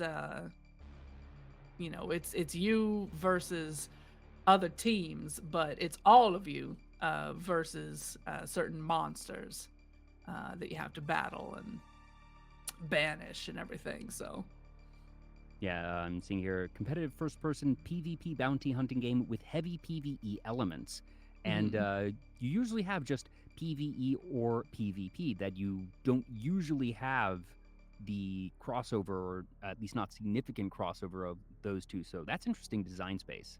Oh yeah, because you basically got your undead, so you always have to be looking out for those. You have to kill those. So you've got, your zombies, and then you also have other players to worry about because you're all bounty hunting uh, for, these monsters. You're trying to grab, your bounty tokens and then extract, which, you're just trying to escape uh, the session with your bounty tokens. So you're all competing to try and get the same bounties. Uh, so, so yeah, it's very, it's a very intense game. Now, this one diverges from a lot of the other things we've spoken about tonight because this one is not particularly narrative driven, from what I gather. That this is, it's an online arena game of a Mhm. sort. Was there something in particular that drew you to this one? Because obviously, online PvP shooters have a lot of different styles, a lot of different genres, and there's a lot of really good ones out there. But that this one caught your eye. Is there any particular reason? Uh, I mean, definitely just it's very Southern Gothic. Uh, so just the fact that the setting is Louisiana, that you've got monsters. You see just the character design on a lot of the player characters. It's very, very much up my alley. Um, so it's I don't know. It just is all of the things that tend to attract me. Uh, I've you never know. heard the term Southern Gothic before, but I Mhm. know what it is. Even Yeah. though I've never heard it, I just a that is a concept I have never heard given that term. But now I sort of ask myself, how had I never heard that term before? Because it's a term that I hear and say, of course this exists. Of course that's a term. Mhm. Mhm. Absolutely. Are you familiar with the podcast Old Gods of Appalachia? It rings a very faint bell. Like one friend may have mentioned it to me a while back, but I can't say I'm familiar with it in any regard. Well, I would definitely recommend that podcast to you and anybody who might be watching. Um, I think they're Old Gods Pod on Twitter. But they have all of their episodes, freely available. You can also get extras if you sign up on the Patreon. But it's very much just fully my aesthetic. You look at me, you go listen to Old Gods. It's like, oh, I can see Viscera existing in this universe. Customer care skeleton says that they love it, so they're obviously familiar. Mm-hmm. Mm-hmm. Uh, but yeah, and it's fully Southern Gothic. So I would say if anybody hears that term and they're not entirely sure, what aesthetic or what kind of genre that is, go listen to Old Gods, and you'll understand. Now, on the other end of the fantasy spectrum, the other multiplayer PvE/PvE game that I know you're a big fan of is Century Age of Ashes, and this takes us from Southern Gothic to high fantasy. Yes. So, but yeah, this is definitely it's got big dragons, and you're playing as the dragon riders, I guess, but you're controlling the dragons, and it's all just aerial battle, and it's a whole lot of fun. Was there And they anything do. that drew to this one? Was this one that like did a I just friend? love dragons. That's fair. Who I doesn't just like love dragons? dragons. Like um uh I play a lot of Magic the Gathering, and mhm, that they have surveys that come out with every set of just what's your favorite card, different things of just customer data collection and just mhm, analysis for future products and whatnot. And one thing that they've said is that the most popular creature type in Magic the Gathering has always been, and by a large margin, dragons. People like dragons. mhm, They're big, they're cool, whether or not they are breathing fire, ice, or whatnot, whether or not they have wings or if they have limbs, that they are certainly one of the just it is the rule of cool above all else, I think, in terms of mhm. fantasy creatures, that it there is just something so damn majestic and awesome about them, and it, there really isn't anything quite like a dragon when it comes to fantasy. Mhm. Absolutely. Absolutely. Uh yeah, no, I just love dragons. Oh god, I'd always liked dragons, and then Dragonheart came out and I was like, "Oh no, I really like dragons." uh but it's like you said, they're very cool, they're big, they can be scary. They're just big, amazing monsters. And as far as Century goes, it's free to play. It's on Steam, so I mean, I think it's a whole lot of fun. They do have a class in there called Phantom, which uh, they're basically undead, uh, soldier types.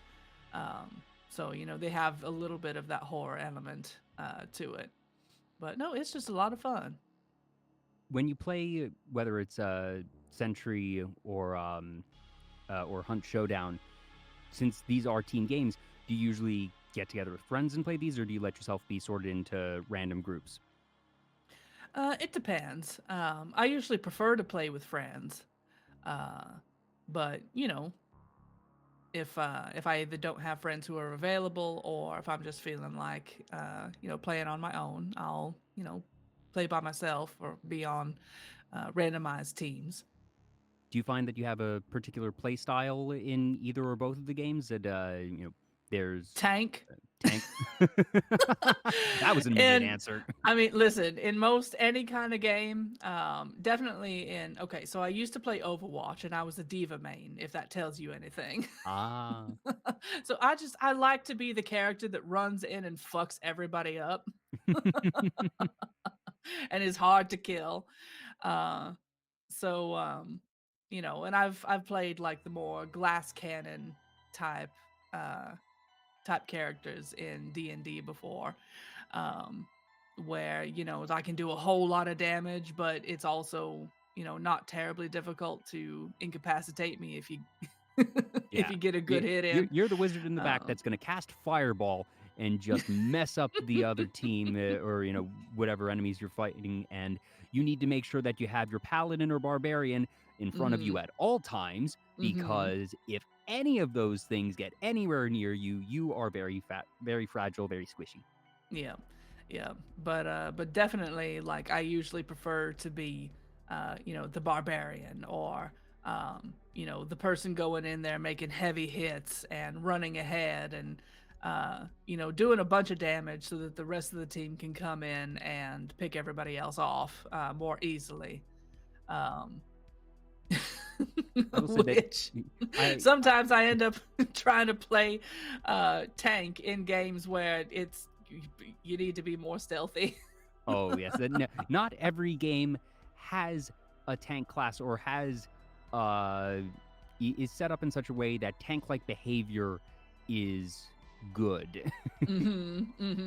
Well, I mean, like The Last of Us is a good one where there are sections in the game where you have to sneak. You don't have enough Mhm. ammo uh to go in and just kill everybody in one fell swoop. You have to sneak, you have to leave people behind, you have to just make sure that nobody sees you.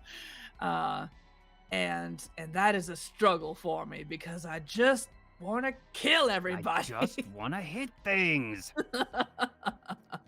I will say that when it comes to D&D, I traditionally have been the type of player that likes to be either the glass cannon or, uh a magic user that is generally going to be squishy, or a rogue Mhm, that is generally going to be squishy. But in the one of the current campaigns that I've been in, and it's been going on for probably a year and a half, 2 years now, that mhm, I've been a paladin, and I had to actively acclimate to paladin behavior because I found myself in the first several sessions hanging back just out of habit. Because mhm, usually it's all right, hang back, wait for the enemy to come to you, hope that you can pick them off from afar. And then it was, I don't remember what moment it was, but I realized, oh, wait, I have a like a 21 AC and the highest health pool of anybody in our party. I'm supposed to go forward and put myself in harm's way. That is what this character is supposed to do.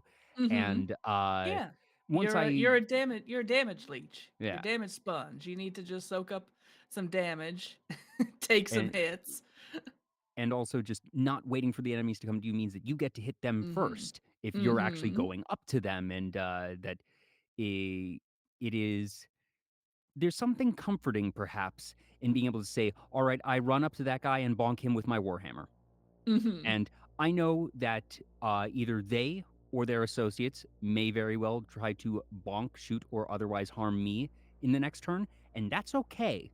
Mhm. I was like, "Go ahead and hit me. I can take Yeah, it." try to hit me with my 21 AC.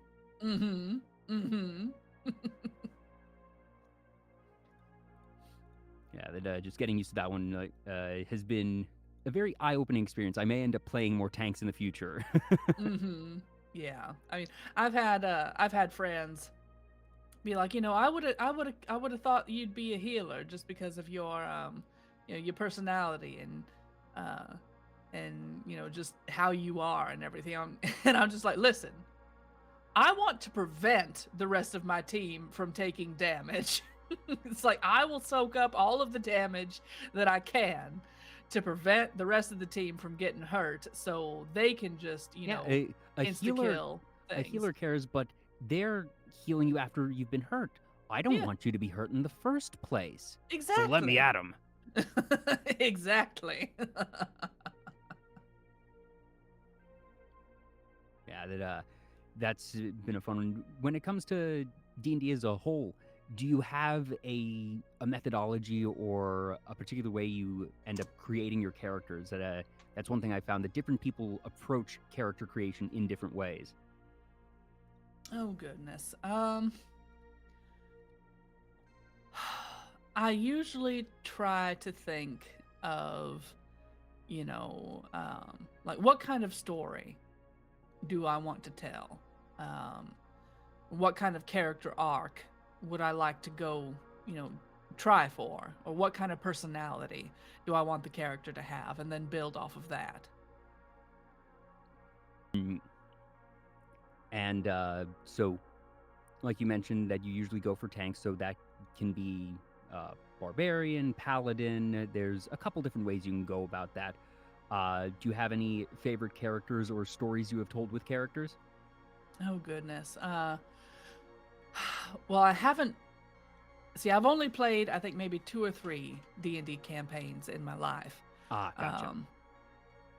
But I think probably my favorite was definitely my first. I was playing a centaur character who, her whole story was her, herd, uh, her tribe's people were in a conflict with a different, you know, tribe of centaurs.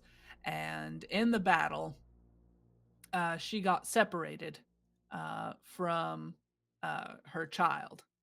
And basically there was a raid. They were coming through the village, destroying everything, and her child went missing. And so she didn't know if the child had been kidnapped by the other tribe, or if they had run off in fear and got lost, and things like that. And so her whole story was, her goal was to try and find her child and track down where that child went.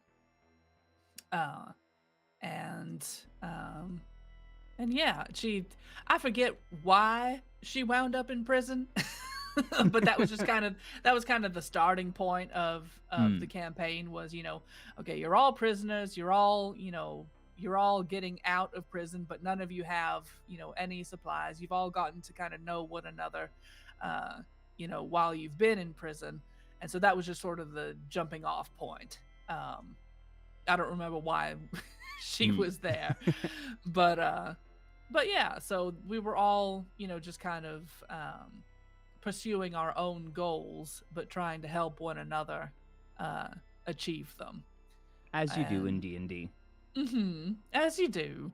And so her whole thing, she was very much just kind of the stoic soldier. Mm. And everybody else was kind of a big goofball. It's like, oh, let's go rob this graveyard. And she's like, I would like to find my child, please. Can we not do this? I think we're getting distracted, party. So yeah, most everybody else, they were much more kind of goofy, silly characters, and she was more the stoic, serious one. That kind of kept things on track a little bit. But no, it was definitely, I think, one of my favorite moments was she was having an argument with another one of the team members, and and in the role play, like, we were getting into a screaming match with one another, and then the DM stopped everything and was like, okay, I just need to clarify, are y'all actually angry at one another? And we were like, no. Are we okay here? Are we okay? We're just like, no, this is the characters, we're just we're just leaning into the characters and the role play, we're not actually mad.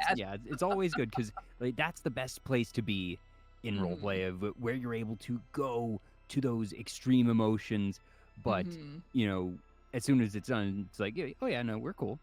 Yeah. It's for the game. It's for the game. It's fine. No hard feelings here.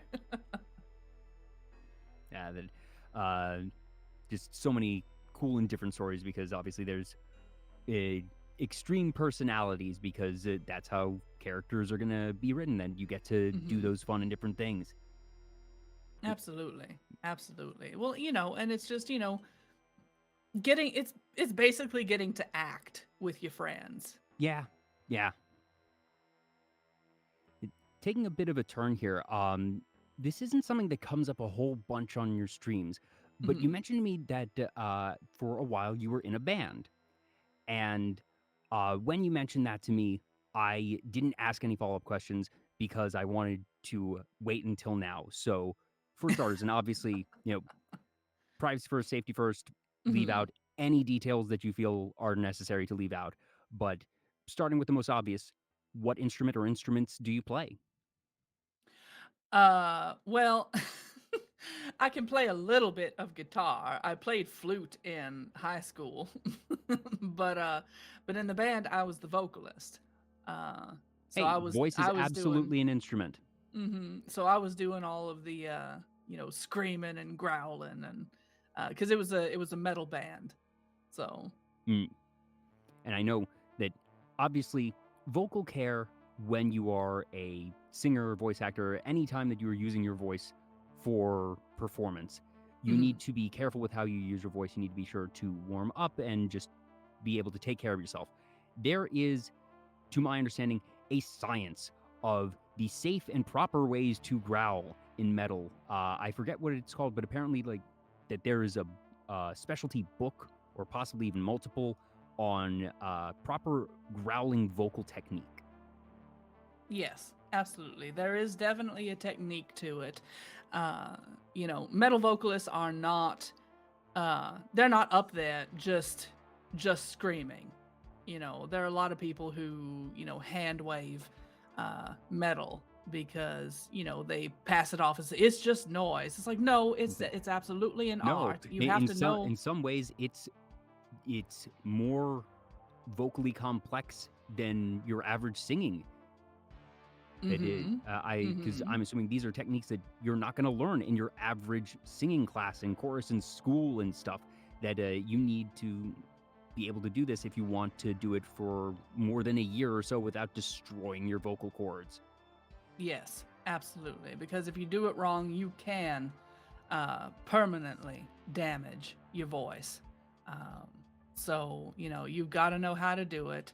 Uh, I couldn't even begin to explain exactly how, but there are videos on YouTube, there are books and everything for people who, want to learn how to scream and growl without hurting your voice. But no, you can feel the difference because when you're doing it right, it should not hurt at all. It should not leave you. It shouldn't make you cough. It shouldn't make your throat hurt or tickle or anything like that. So if you're doing it in a way that it makes you feel any of those things, you're doing it wrong. You're gonna hurt yourself. So what were the different parts in this band? So was this a small band, like a three piece, or did you have a bunch of friends in on this? So we had a bassist, two guitarists. There was me, doing the vocals, and we had a drummer. So it was a full band. Hmm. Were you all, I'm guessing, doing music festivals and things of that sort? That it's not going to be your We usual were, club fare necessarily, but I mean, we were singing at bars and just little gigs where we could pick them up. We almost opened for a concert for Papa Roach, so that was it didn't end up panning out, but it was still very exciting to have the opportunity. mm about how long was, rather, I should preface, is the band still together? Even if, like, obviously performances in the past several years have not been super viable. Uh, if there were to be performances, is the band still essentially together? Uh, you know, I'm not. I don't think that they're. I don't think they're performing anymore. Of course, when I was in the band, that was when I was. Oh goodness, somewhere between 16 and 18. Oh, okay. Uh, So this one's going real far back. oh yes, long time ago, honey. Gotcha. Gotcha. 20 plus years. So So yeah, no, I don't think that they perform anymore, but they were a wonderful group of men who decided to take a chance on a young girl. You know, they were looking for a vocalist. I could tell, you know, I when I signed up to, you know, have a little interview with them because they did a posting. Um and you know, they were like, "All right, well, you know, we'll meet you at this little coffee shop and we'll talk a little bit." And I could tell how pensive they were. They were like, you know, because I'm just this little 18-year-old. These are all, you know, 30-something-year-old men with wives and families.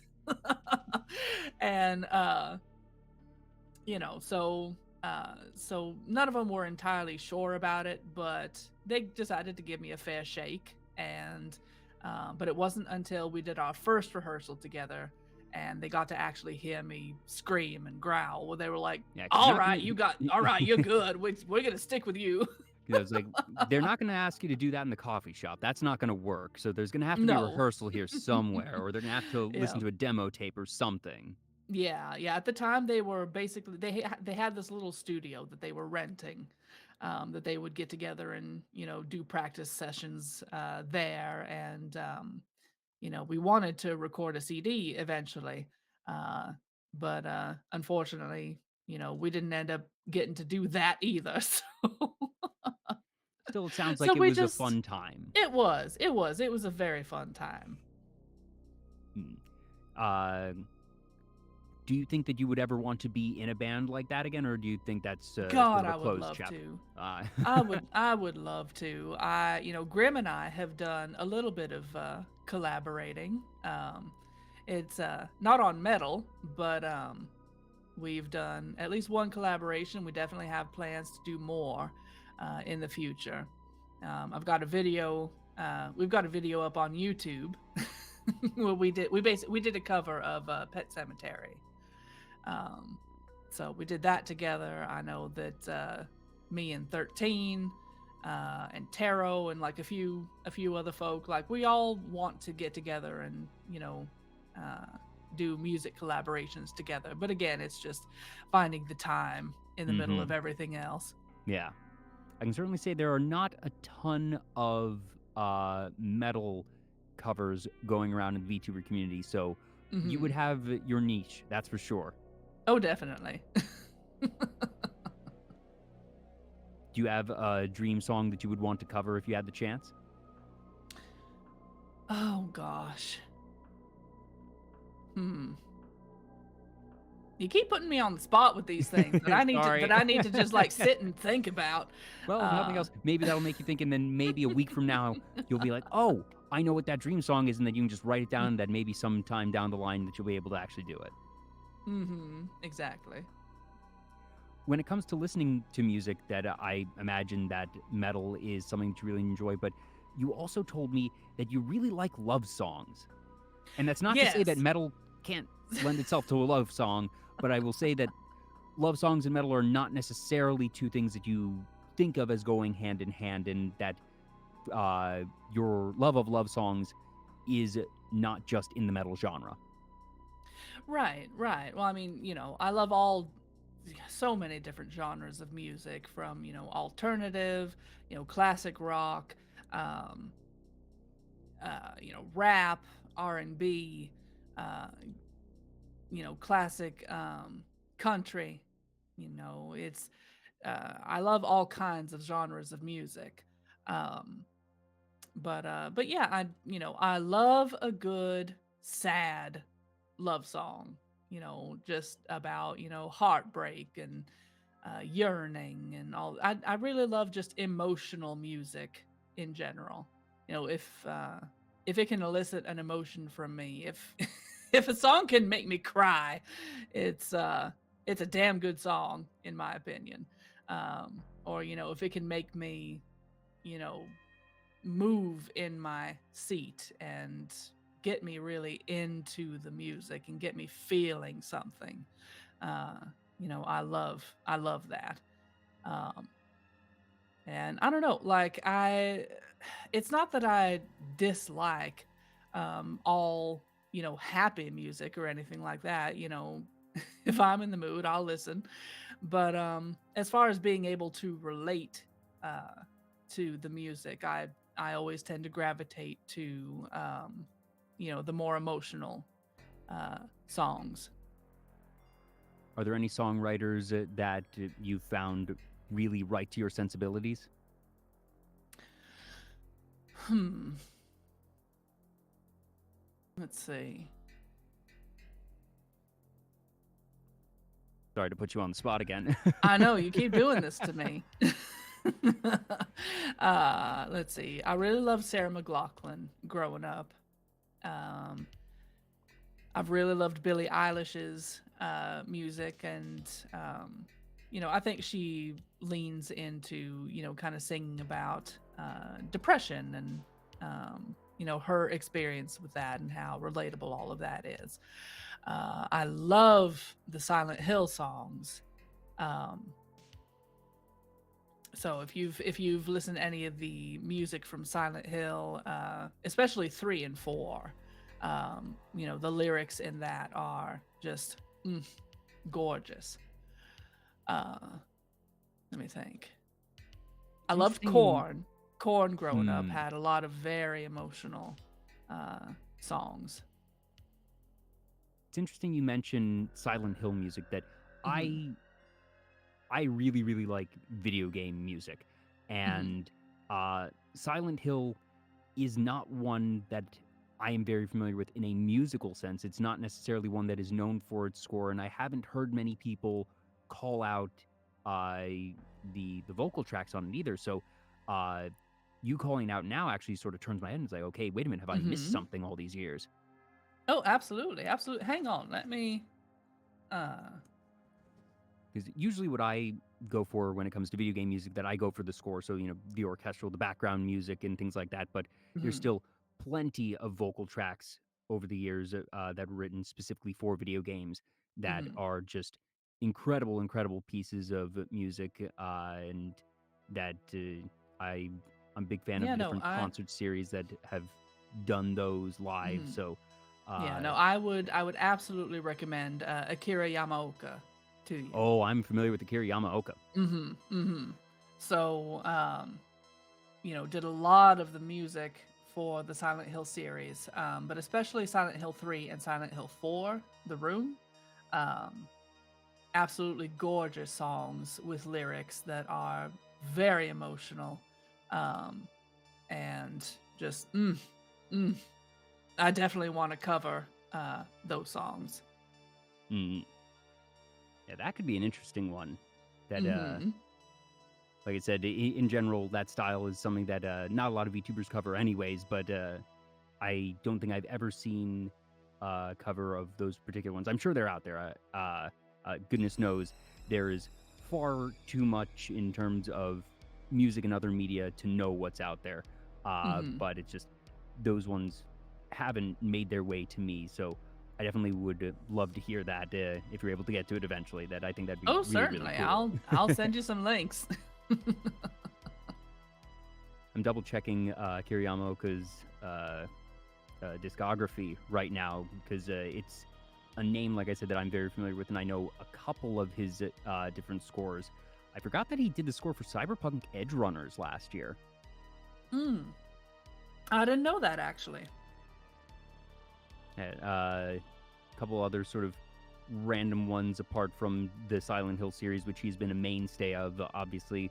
Um, did Puzzles and Dragons game, did Persona 4 Dancing All Night. Oh, there was a specific remix on it. That's what it is. Okay. Mm. Did Ninjala. Oh, and Dead by Daylight. Okay. And, Yamaoka is a really, really accomplished Japanese composer who's been Hmm. around for a very, very long time.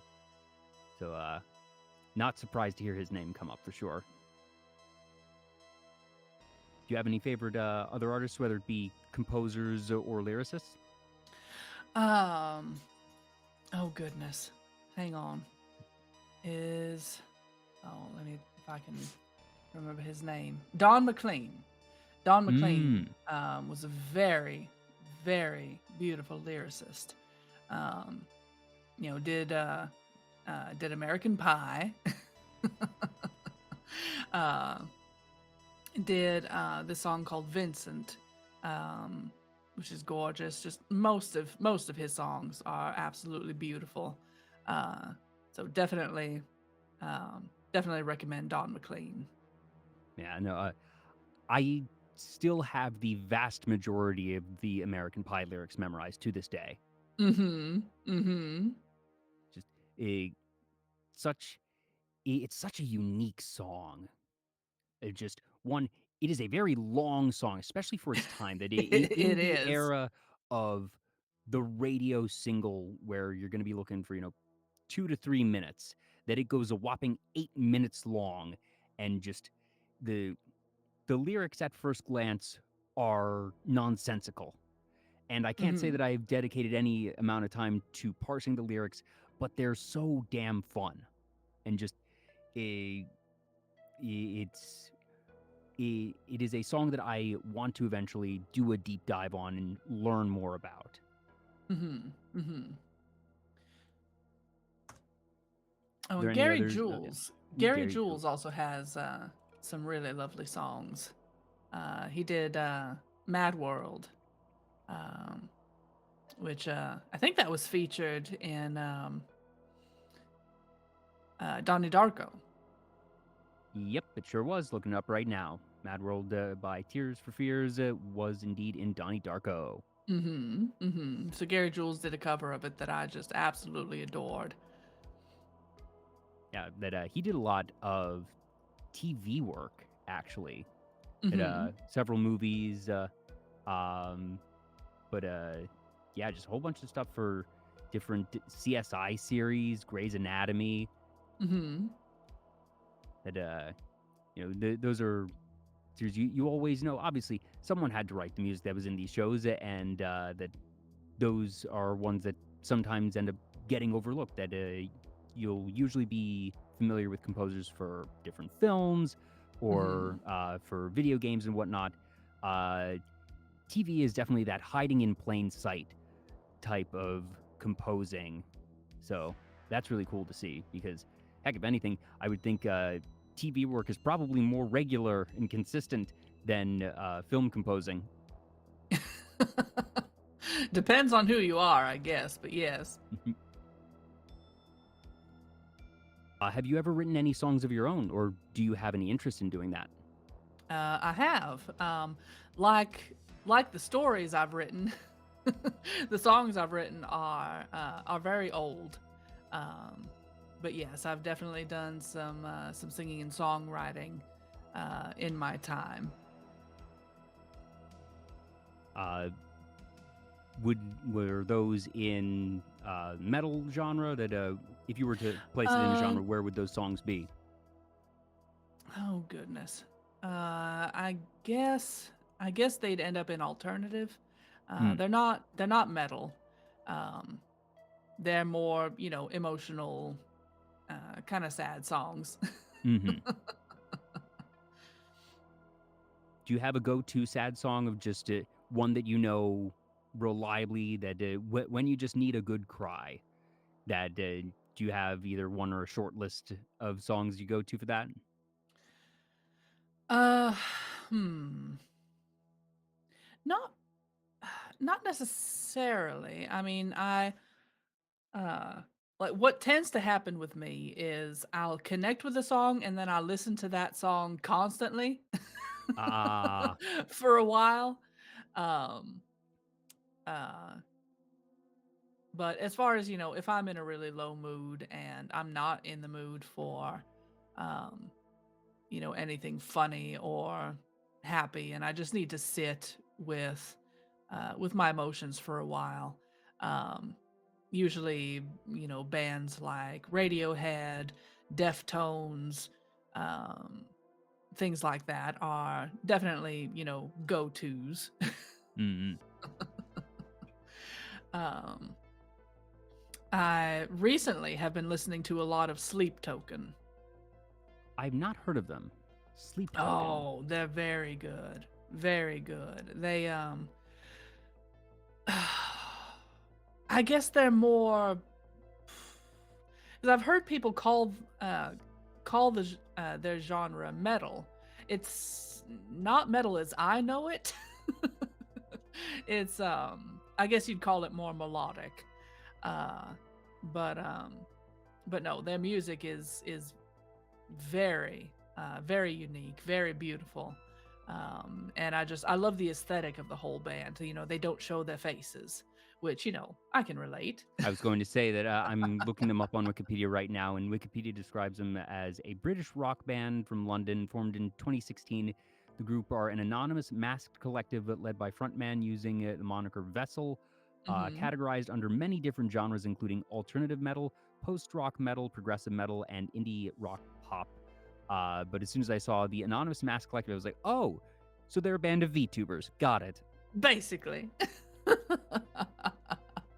But yes, you know, they kind of go along with the same rule of you know, that Slipknot used to have, where, you know, they were always masked up. If they were on stage, if they were doing interviews, it was always masked.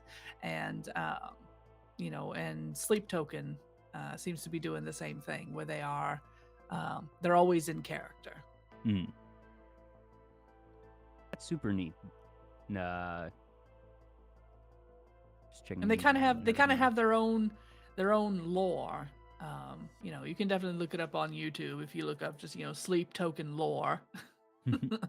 But yeah, they're definitely kind of going. It's like you said, it's kind of like VTubers. They got their own lore, they have their own characters, uh, and you know, I've very much been enjoying them.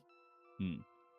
It is kind of neat to think that that's one of the ways that I sometimes describe VTubers to people, that I say, think of the gorillas, that they Hmm. don't have the IRL personas, or think of, to a lesser extent, Daft Punk, in that, you know, they have their masks, and that the concept of why would a creator want to hide their face, or how would one go about that? And obviously, there's different styles, and the way that Daft Punk went about things is slightly different from the Gorillaz, and Hmm. I imagine Sleep Token has their own methodology. But uh, the whole concept of being an artist, being a content creator, while retaining anonymity, while VTubing has brought it to a whole new level, it is a thing that has been around for, well, centuries, because even before that you had ghostwriters. Hmm. Yep. Yeah, no, I think that, you know, anonymity uh, lends certain freedoms Mm, for the creator. You know, especially if you start to get popular, you start getting a larger following. You know, people who might recognize you out on the street. yeah. It makes that whole situation much less complicated. You know, if folks don't know, you know, who is behind the VTuber. Yeah. So, you know, it's like they're not going to be able to pick you out in a crowd or anything. You know, and not every VTuber keeps that up. Um, you know, it's like a lot of us do our little, you know, immersion break posts where, you know, we share a little bit of, you know, the real person behind, you know, behind everything. And I think a lot of us do that just to help humanize ourselves, so people Yeah. remember that, you know, like, please remember we are people. Yeah, it's an And interesting mental space, in that, mhm. in some ways, as someone who is not a VTuber themselves, obviously, so I'm this is very much hearsay on my part, but as someone who watched a fair few streamers who were facecam streamers prior to getting into VTubing, and who now watches primarily VTubers, Mhm. um, I almost actually found that there was a greater awareness of the person on the other side of the screen being human for a VTuber than for a facecam streamer, in a very strange and roundabout way, because for a facecam streamer, you see them on the other side of the screen. Mhm. Um, but I think that the not the uncanny valley, but the when you watch a VTuber, you know in the back of your mind, all right, I am not speaking to someone who is covered in blood and wearing the skull of a horse. And just that. that latent awareness in the back of your mind Hmm. inherently implies that there is someone behind the model. And that I find sometimes it seems folks forget more often when they are actually just looking at another human being. Yeah, I think. It varies, obviously, but Well, clearly, I mean, we all end up having to deal with, you know, people who get a little bit parasocial. Um, but uh, but no, I think maybe part of it is that it forces there to be a disconnect. yeah. Um, where when you are your VTuber, you are in character. There's a performance to it, that I think people are aware of. Uh, but if they're seeing your real face in a Twitter post, and things like that, it's almost like you're looking at a very different person. Hmm. Um, because in my private life, I am not terribly outgoing. I'm very much more of a quiet person. This host body of mine, um, someone who does not necessarily seek out a whole lot of socialization, and so I think people, if they were to meet me in person, and it wasn't at a convention or anything like that, I think they would see a very, very stark difference, um, between the VTuber personality and then the personality of the person behind everything, uh, because we are all performing, at various levels. Some folks they're just being themselves, but it's a more amped, um, version of themselves. And I think it just happens naturally when you're in front of a camera, when you have an audience. You're going to be performing. You're not fully yourself. Um, so. Yeah, absolutely. And that's one of the interesting parts for me as one, just a viewer and fan of VTubers, but also as a host of Mhm. that difference that obviously every show for me is going to be different because every person is different. But like you said, there is this varying degree of performance, and to what level is the performance a just enhanced version of the person's normal personality versus a very stark contrast.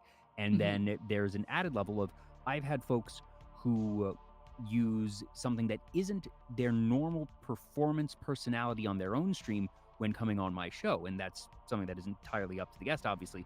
But Mhm. it's added another additional layer, which even I didn't entirely anticipate to the whole equation. It's been very fun and interesting to see all those differences. Mhm. Mhm. Definitely.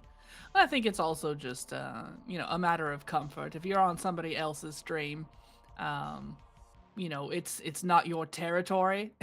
Yeah, And so, there's this pressure to uh, not necessarily do things the same way you would usually do on your own stream. But still trying to be yourself, and or the same personality that you put forward. yeah. So it's a topic that we touched on a little bit earlier, but to bring things back a little bit and to go a bit deeper on things, mental health advocacy is Mhm. something that I know you are very passionate about, and we discussed it as it relates to psychological horror and even how it relates to zombies. But obviously, there's a lot of different facets to that. Is there? I guess I'm giving you a bit of a soapbox here, Viscera. That is there anything here in terms of like different causes, experiences, heck, charities. I don't know anything that you really are passionate about in that area. Well, I'm actually in the process of researching charities, because I would really love to do, some charity streams in the future to, raise awareness and raise money to help, um, folks who deal with mental illness and everything. So I don't want to speak to a specific charity just yet until I'm done, doing all my research. Mm-hmm. Um, but just advocacy in general for mental illness is something that I feel very, very strongly about because so many of us are, we're demonized, we are made to feel very othered.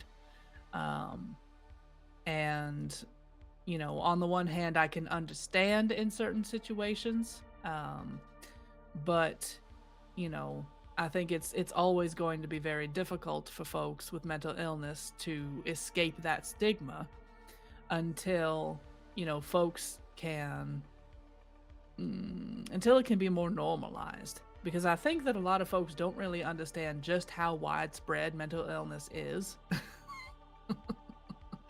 it it seems to be treated as if it's a minority of people who are neurodivergent in one way or another, who are mentally ill in one way or another. But there are a whole damn lot of us. I think it's a I think people who are mentally well are probably more the minority. Um, so Yeah, it's something that we spoke of briefly when we talked earlier in the week, and I was saying I think you might be right. Of just obviously there are many different types of neurodivergency and mhm, just different levels of severity therein, but I very much think that what we consider or would clinically define as neurotypical mhm, probably is in the minority. That you know, like I said, different levels of severity in instances, and some might be ones that don't need medical attention. And it's just all right. You acknowledge that you uh, have this mental quirk that is perhaps not quote unquote normal, and that you are able mhm, to uh, get through life working through it in a healthy way. That, even if you are a little bit different in one way or another, that you're able to be healthy and thrive in your difference. And that's totally fine. Others might need medication. With a little bit of medication, that you're able to work through it that way.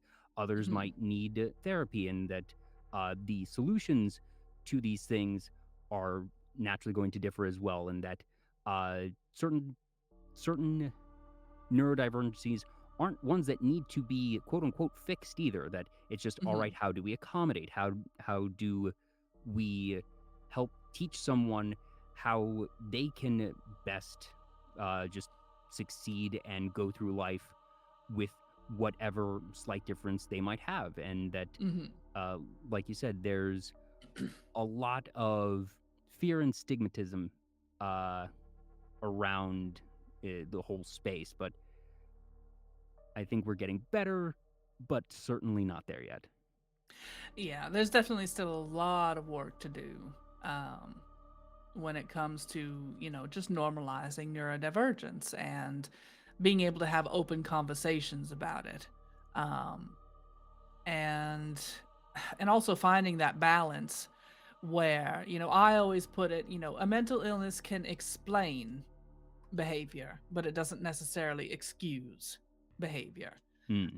Because there are a lot of folks who they seem to think that it's like, well, if you like your mission to accept mental illness means that you're trying to advocate for any behavior that might be negative or damaging that is a result of of that illness. And it's like, and that's not the aim of anything.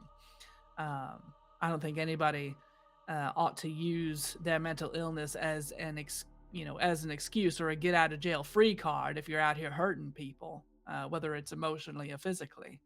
Um, but the main aim is just to understand it better, so that people who are either harming themselves or others in whatever way, they can have better access to help,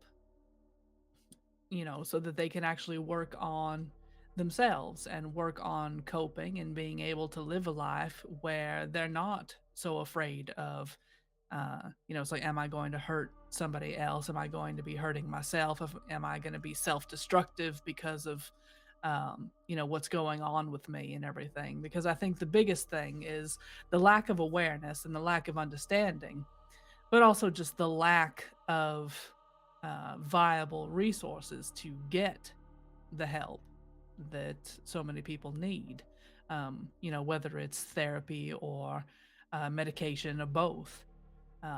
There's there's a bit of a paywall there where if you don't have the insurance that covers it, or you don't have the money to cover it, well, you're up Yeah, creek without a paddle.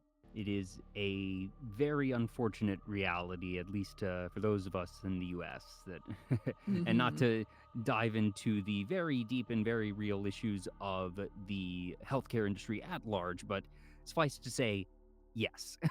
Hmm. Hmm. But yeah, so it's definitely something that I care very, very much about. As someone who has struggled with, depression, anxiety, and PTSD since I was very young. Uh, so, so yeah, I know that struggle. I've had friends who have various, divergences that they struggle with, and we all try to be there for each other Mm, when we fall into the ditch. But yeah, I think that if people can be more aware and can understand, um, these mental illnesses and neurodivergences much better, you know, we'll all be more patient people, and we can all hopefully advocate for, better health care for everybody when it comes to mental illness. absolutely, and that I myself. So it it was not a major case, but I had anxiety issues when I was younger, and that it was something that I worked through with therapy and medication for several years, and it was a rough couple of years. Um, and it's something that I I got past the worst of it somewhere around starting early time of high school, Hmm. and since then that I've, if I do say so myself, been doing very well. Of just uh, the the combination of just things I learned in terms of mental strategies and finding the right medication, and it took a couple to find the right one, that's for sure. Hmm. Um, that I, in a way, have actually sort of become someone who has wound up being a bit more emotionally and just in terms of anxiety aware when it comes to others, and be like, hey, yeah, I think you're starting to worry about, or just my own mental priorities, just because of that training, really have gotten Hmm. in a place where I don't get as anxious about a lot of things because I was able to work through it. And that's not to say that everyone is able to necessarily work through it very easily, even in a couple of years. Sometimes it takes a lifetime, and even then, you aren't able to get it to where you want it to be. But Hmm. um, that it is certainly something that I have a level of firsthand experience with, and that I do try to use the knowledge that I've accumulated to help others where I can. Obviously, as someone who is not a licensed medical professional in any way, shape, or form, but Hmm. to dispense practical amounts of strategy and knowledge, while also advocating that people see a licensed medical professional. Hmm. Yeah. But When I no, I'm glad you're doing much better now. and it, it is a very stark contrast from where I am today and where I was in middle school. Let's Hmm. let's say that for sure.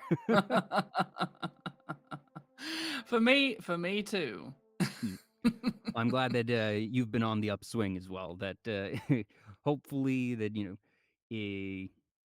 like I said, sometimes things ebb and flow, and that just because you are passing doesn't mean that it's not a part of your life.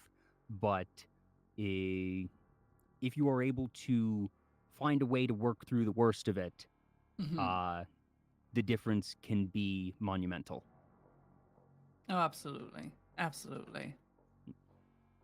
when it comes to the charity stream stuff, that as someone who's done charity streams of their own, I'm not going to give you any advice on specific charities, but I will say use a third party platform. Tiltify and Streamlabs are Hmm. the ones I recommend. Streamlabs takes no cut. Their tool set is a bit bare bones. Uh, Tiltify has a more robust tool set. They take 5%. Hmm. Um, there's also the now Twitch integrated system, which they take no cut, but they have no tool set whatsoever. But it's also a one click right there thing. So those are my three top recommendations of platforms to use that, at the very least, don't let the money pass through your hands. And that's a Oh twofold no, thing. no. One, because just you don't want anyone to potentially say, hey, did the money actually get there? But two, if the money passes through your hands, even if it is for charitable intent and purposes, it is taxable income. Hmm. Yep. So, No, no. I already had the plan to go through a third party, so. yeah. But I definitely look forward to seeing where you go with that. And that one thing I do offer to all my past guests is that if you do a charity stream, reach out to me and I will offer 2 custom 30-second vocal recordings that you can use for prizes, giveaways, what have you. That I've only been taken up on that offer once or twice, but it is a standing offer. So if and when you get around to that, if that is something you would like to add to your prize pool, just let me know. Oh, well, that's very sweet of you. We've already been at this now 2.5 hours, and that's Hmm. since we started proper, not since the go live. So I don't want to take too much more of your time, but I do have a couple questions that I ask at the end of every show. And the first is, do you have any goals for the rest of 2023 that we're now coming up to the end of February? So still pretty darn early in the year. And whether that be something, it could be metrics based, it could be project based, it could be just, I want to try this new thing. Do you have any goals for 2023? Well, I would love to have a 3D model by the end of the year. That would be fun. Mm, um, as far as numbers, I don't pay a whole lot of attention to the numbers. I find I'm much happier when I'm not paying too much attention to that. But as far as my viewer averages, I would just love to see that average keep going up. absolutely, yeah. Just even if there isn't a number, just I'd like to see things improve. I'd like Hmm. to, let's see if growth, non-zero growth. Absolutely, absolutely. So long as there's a little bit of growth, I'm happy. And the last question that I ask all my guests: what does being a VTuber mean to you? And that's not the question of what is a VTuber, but there's a lot of freedom and flexibility in being a VTuber, and different people get different things from the experience. I've had folks say VTubing lets me get in touch with my inner child, or it lets me be someone I can't be in real life. It lets me be a character. I've had others who say it's a mask that I wear, and I'm not particularly emotionally attached to the mask, but this is a fun mask that I think lets me be a performer in ways Hmm. that I can't otherwise be, or it gives me this tool set to interact with other people that even if I don't have, like I said, that emotional connection, that I get to do these different things as a VTuber that I wouldn't be able to as a facecam streamer. So all of those are valid between and beyond. But for you, Viscera, what does being a VTuber mean to you? Well, for me, it's definitely it's kind of the platform I'm able to use for all of my creativity. I get to draw, I get to sing, I get to act, um, and entertain people, and get to read. So really, it's become the platform that I'm able to express myself creatively in all the various ways that I'm able to. And so, I'm very grateful for it. I'm very grateful that that I have a platform at all uh, to share. those parts of myself with, with everybody, and the fact that people show up every time. Um, just knowing that there are folks who are interested in the creative things that I do, and the ways that I want to express myself and share myself with people. Uh, so it's very much my creative outlet. Hmm.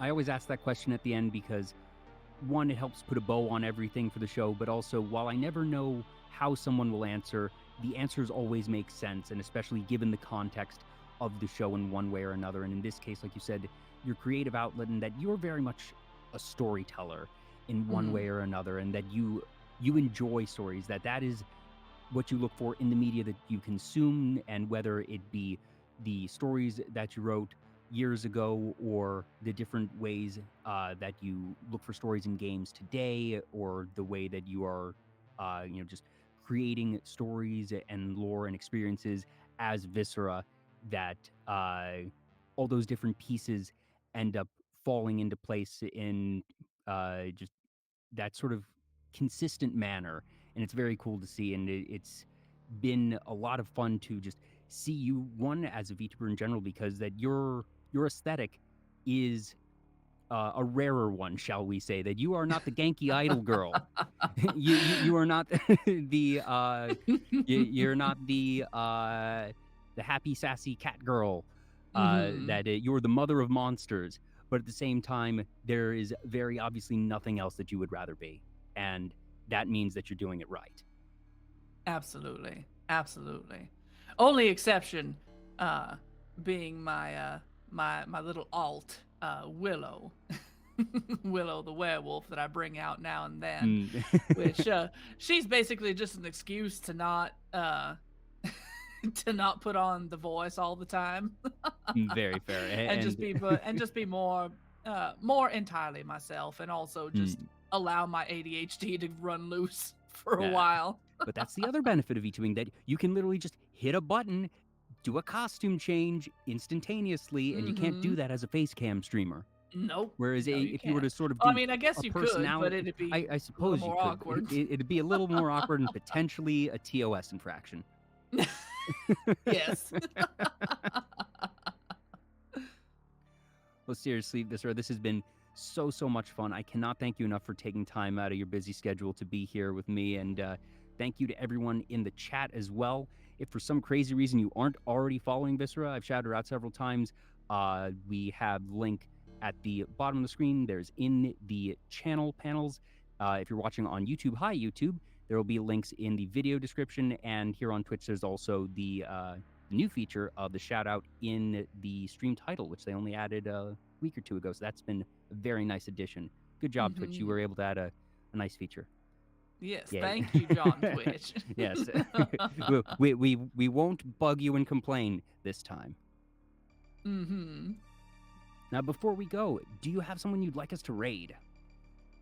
Oh, goodness. Let's While see. she looks at that, I'll take care of the last bits of housekeeping. So, again, to anybody in chat or who's still watching on YouTube, thank you so much for making it this far. If you came in with the raid, thanks for sticking around.